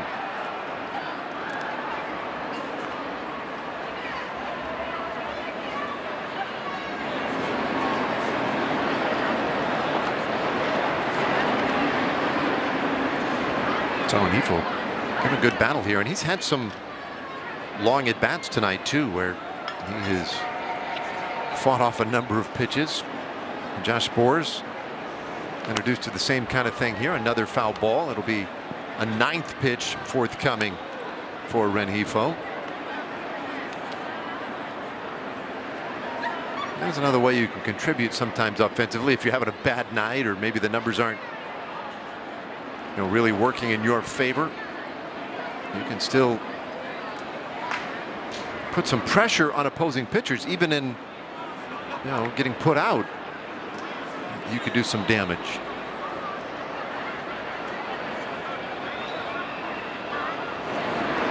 All right, 3-2 pitch, and that's high. It's a 9-pitch walk for Rengifo to start this 9th inning.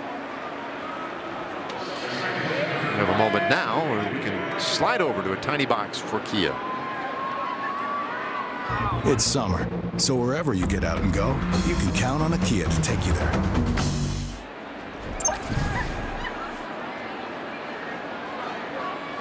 All right, Rengifo aboard, and now David Fletcher. 0 for 3 tonight.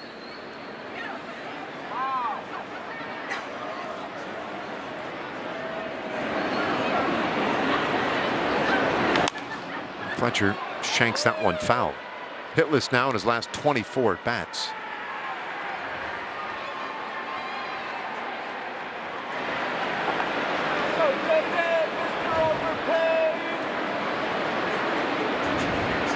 A very popular guy, though, in Anaheim. Fans there absolutely love him. They turn him into he's basically a subject of many a meme coming out of Southern California. Anytime they have something funny to do, they'll find a David Fletcher picture or moment to put together and have a little fun with him on the internet. A guy who grew up right near the ballpark, born in Orange, California, next to Anaheim, attended Cypress High School about 10 miles away. And this one lifted in the air to center field. Fletcher retired, and that is out number 1.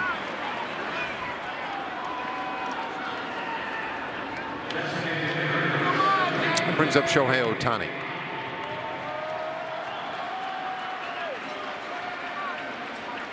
We talked yesterday about Ohtani and the fact that the Rangers as a team have held him down pretty well this year.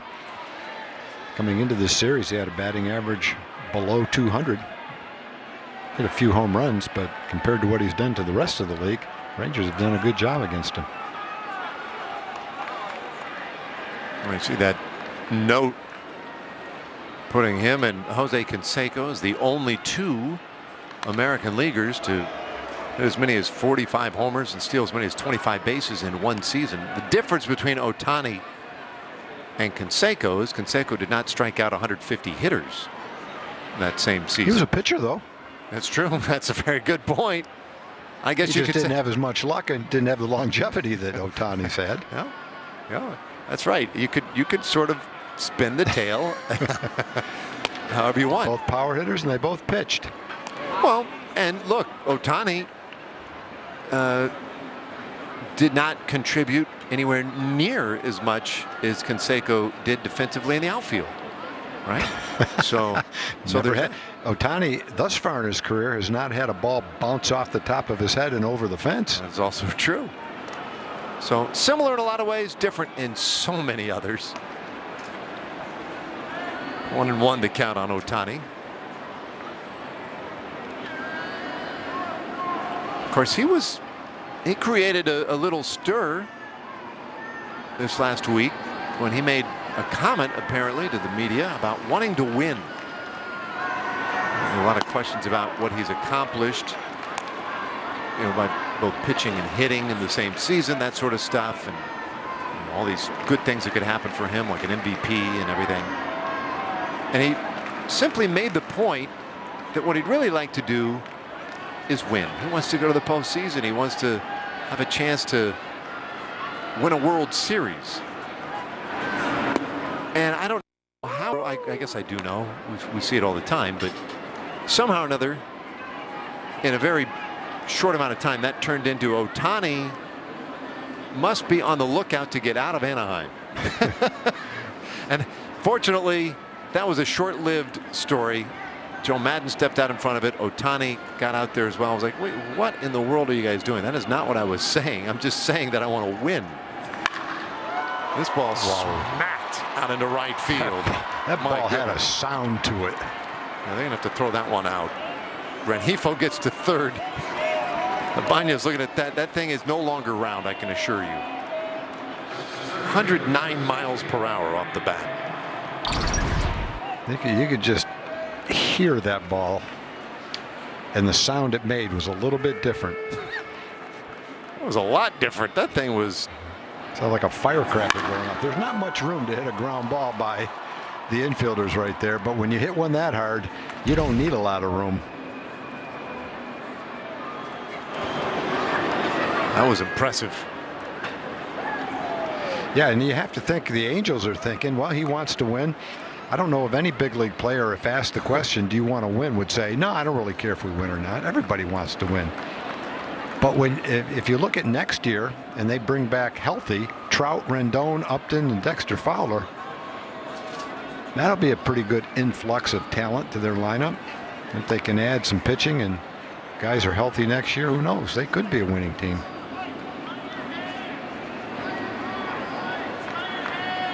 Well, Lowe and Ohtani having a little fun over there at first. Brandon Marsh with his first at bat of the night here coming up. Remember, he came in to play defense.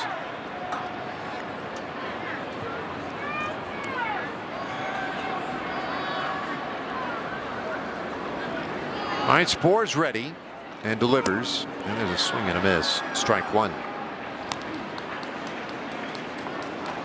I'm not sure, there was a little delay there. Andy Ibanez went running into the Rangers dugout. It did something and then came running back out again, and it looked like a new glove. So I don't know if that line drive or that hit, if that hit off his glove. And now the ball Ohtani hit was hit so hard it ripped the leather in his glove. He didn't even touch it. That's how hard that ball was hit.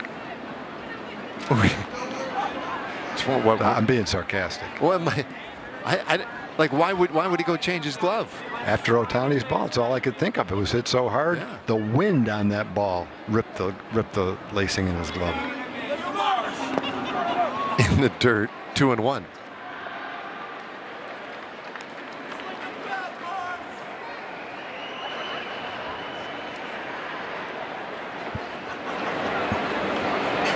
So Rengifo at third base, Ohtani at first.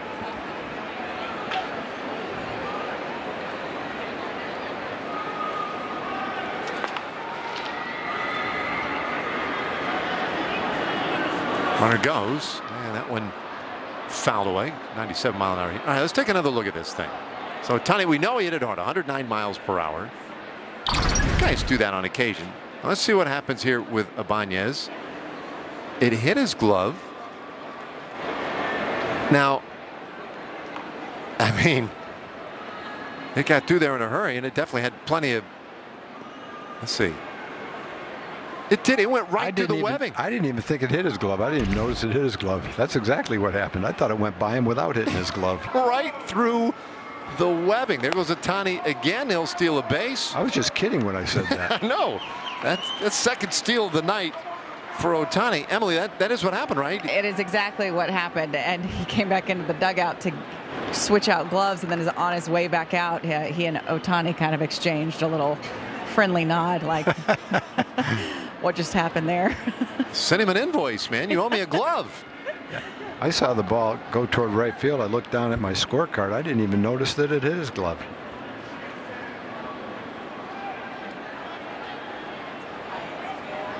Three-two pitch. Well, I wouldn't want to be playing right there if Ohtani was up on the right side. Yeah, we got everybody pulled up close. No thanks.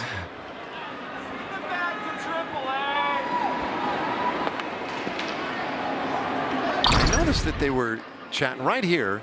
I thought, well, that's interesting. What was going on? And then, of course, the glove is obviously different. That's tremendous.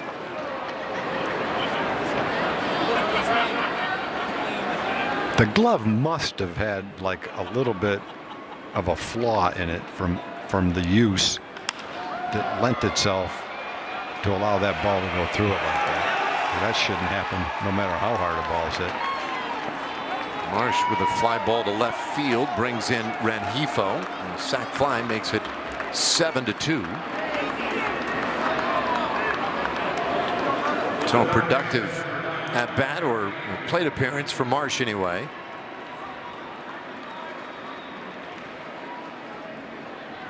We'll bring up Mayfield.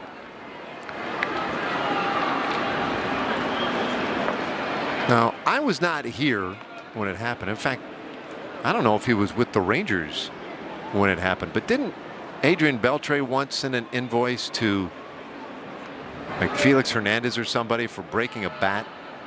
I don't know. And then the next day, I think Felix had something put together for Adrian, and that might have been when he was with somebody else. I seem to remember some story along those lines. Could have been here. I just don't remember. And based on that precedent, I think you have to withdraw some money, take something out of Ohtani's paycheck for that glove. There's a fly ball to short right field. Mayfield is the final out of the inning, and now it's up to the Rangers offense to fashion another ridiculous comeback. They're trailing by 5 to the bottom of the ninth. Miss the games? Quick Pitch has your back with all the plays from today that'll be talked about tomorrow on baseball's fastest hour of highlights and previews. MLB Network's Quick Pitch. Late nights and every morning. Only on MLB Network.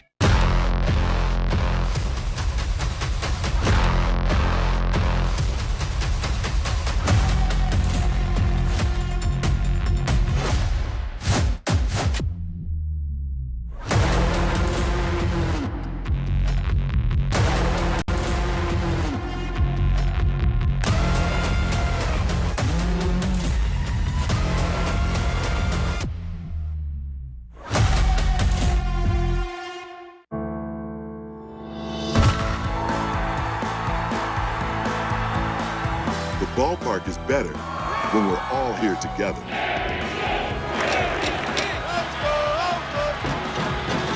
COVID-19 vaccines are safe and effective.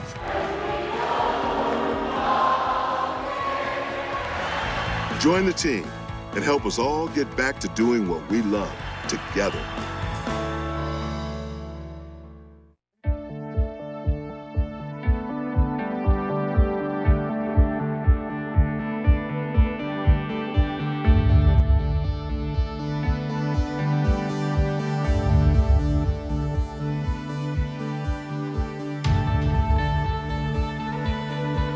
Still talking about that play in the glove, and Tony Beasley in the webbing right there, and Eddie, no, right through there.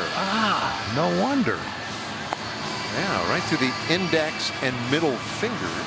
Because the way it went off his glove, it slowed it down a little bit, but it was still rolling fairly well when it got to the outfielder. You wouldn't have thought if it went through the webbing that it would have kept on rolling like that. But I don't know how it broke in that area. Well, I never saw a glove break there. Oh, look at that. Oh, my goodness. Well, you know, you said you thought it went off the end of the glove. It did go off the end of the glove. It's exactly what happened. Wow. The Vulcan grip wasn't going to stop anything. That is no good. Raisel Iglesias out here, their closer, and first pitch bunted, but Taveras retired to start the ninth inning. That was a pretty good bunt. Nice play though by Suzuki. All they had to do was get it about 5 or 6 feet farther toward third base, and they wouldn't even have tried to throw it. Numbers for Iglesias are pretty impressive. 100 strikeouts. A .208 opponent's batting average. He's got 100 strikeouts in 67 innings. 33 saves. Second in the American League in saves. Reliever of the month for the month of July. So on a team that hasn't been in contention below 500, he's done an excellent job as the closer.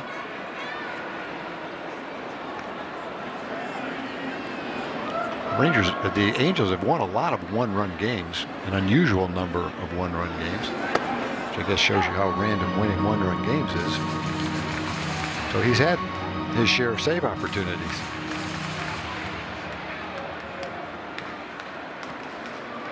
Yeah, that was a lesson we learned in 2016 when the Rangers were otherworldly in one-run games. This one lifted into short left field. Quickly 2 gone. I think the Rangers that year in 2016 went something like 36-11 in one-run games. I remember at some point Jeff Bannister, who was the manager of the club at the time, was asked about it. He was asked about it quite often. At some point, probably just tired of answering the question, he gave some answer like, and he gave it in a way that seemed like it was serious. Like, well, we've got a strategy. We've got a little formula for those types of things. You say it with a straight face? Yeah. Okay. But you're right. There's nothing more random, really. The Angels are 24-13 in one-run games. That winning percentage leads the major leagues. So if there's anything that said one-run games are a reflection of the way your team plays, the talent on your team, a winning team, not really true. Yeah. This happens to be the case sometimes. I mean, don't the people that study those type of things say that when you've won a lot of one-run games, it means next year or the forecast would be a little bit lower because there's a lot of luck involved in winning one-run games? Yep. It's kind of like, it's kind of awful news, really. When you're having that season, you're just winning all these one-run games. It's like, oh man, we're gonna have to pay the piper next year. We're not that good. Because it really is amazing how statistically over time it proves out to be very random. In the air again to the left side, heading foul.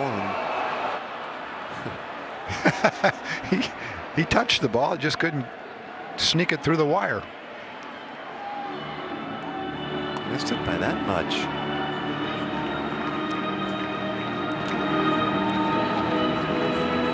Well, the Rangers are down to their final out tonight.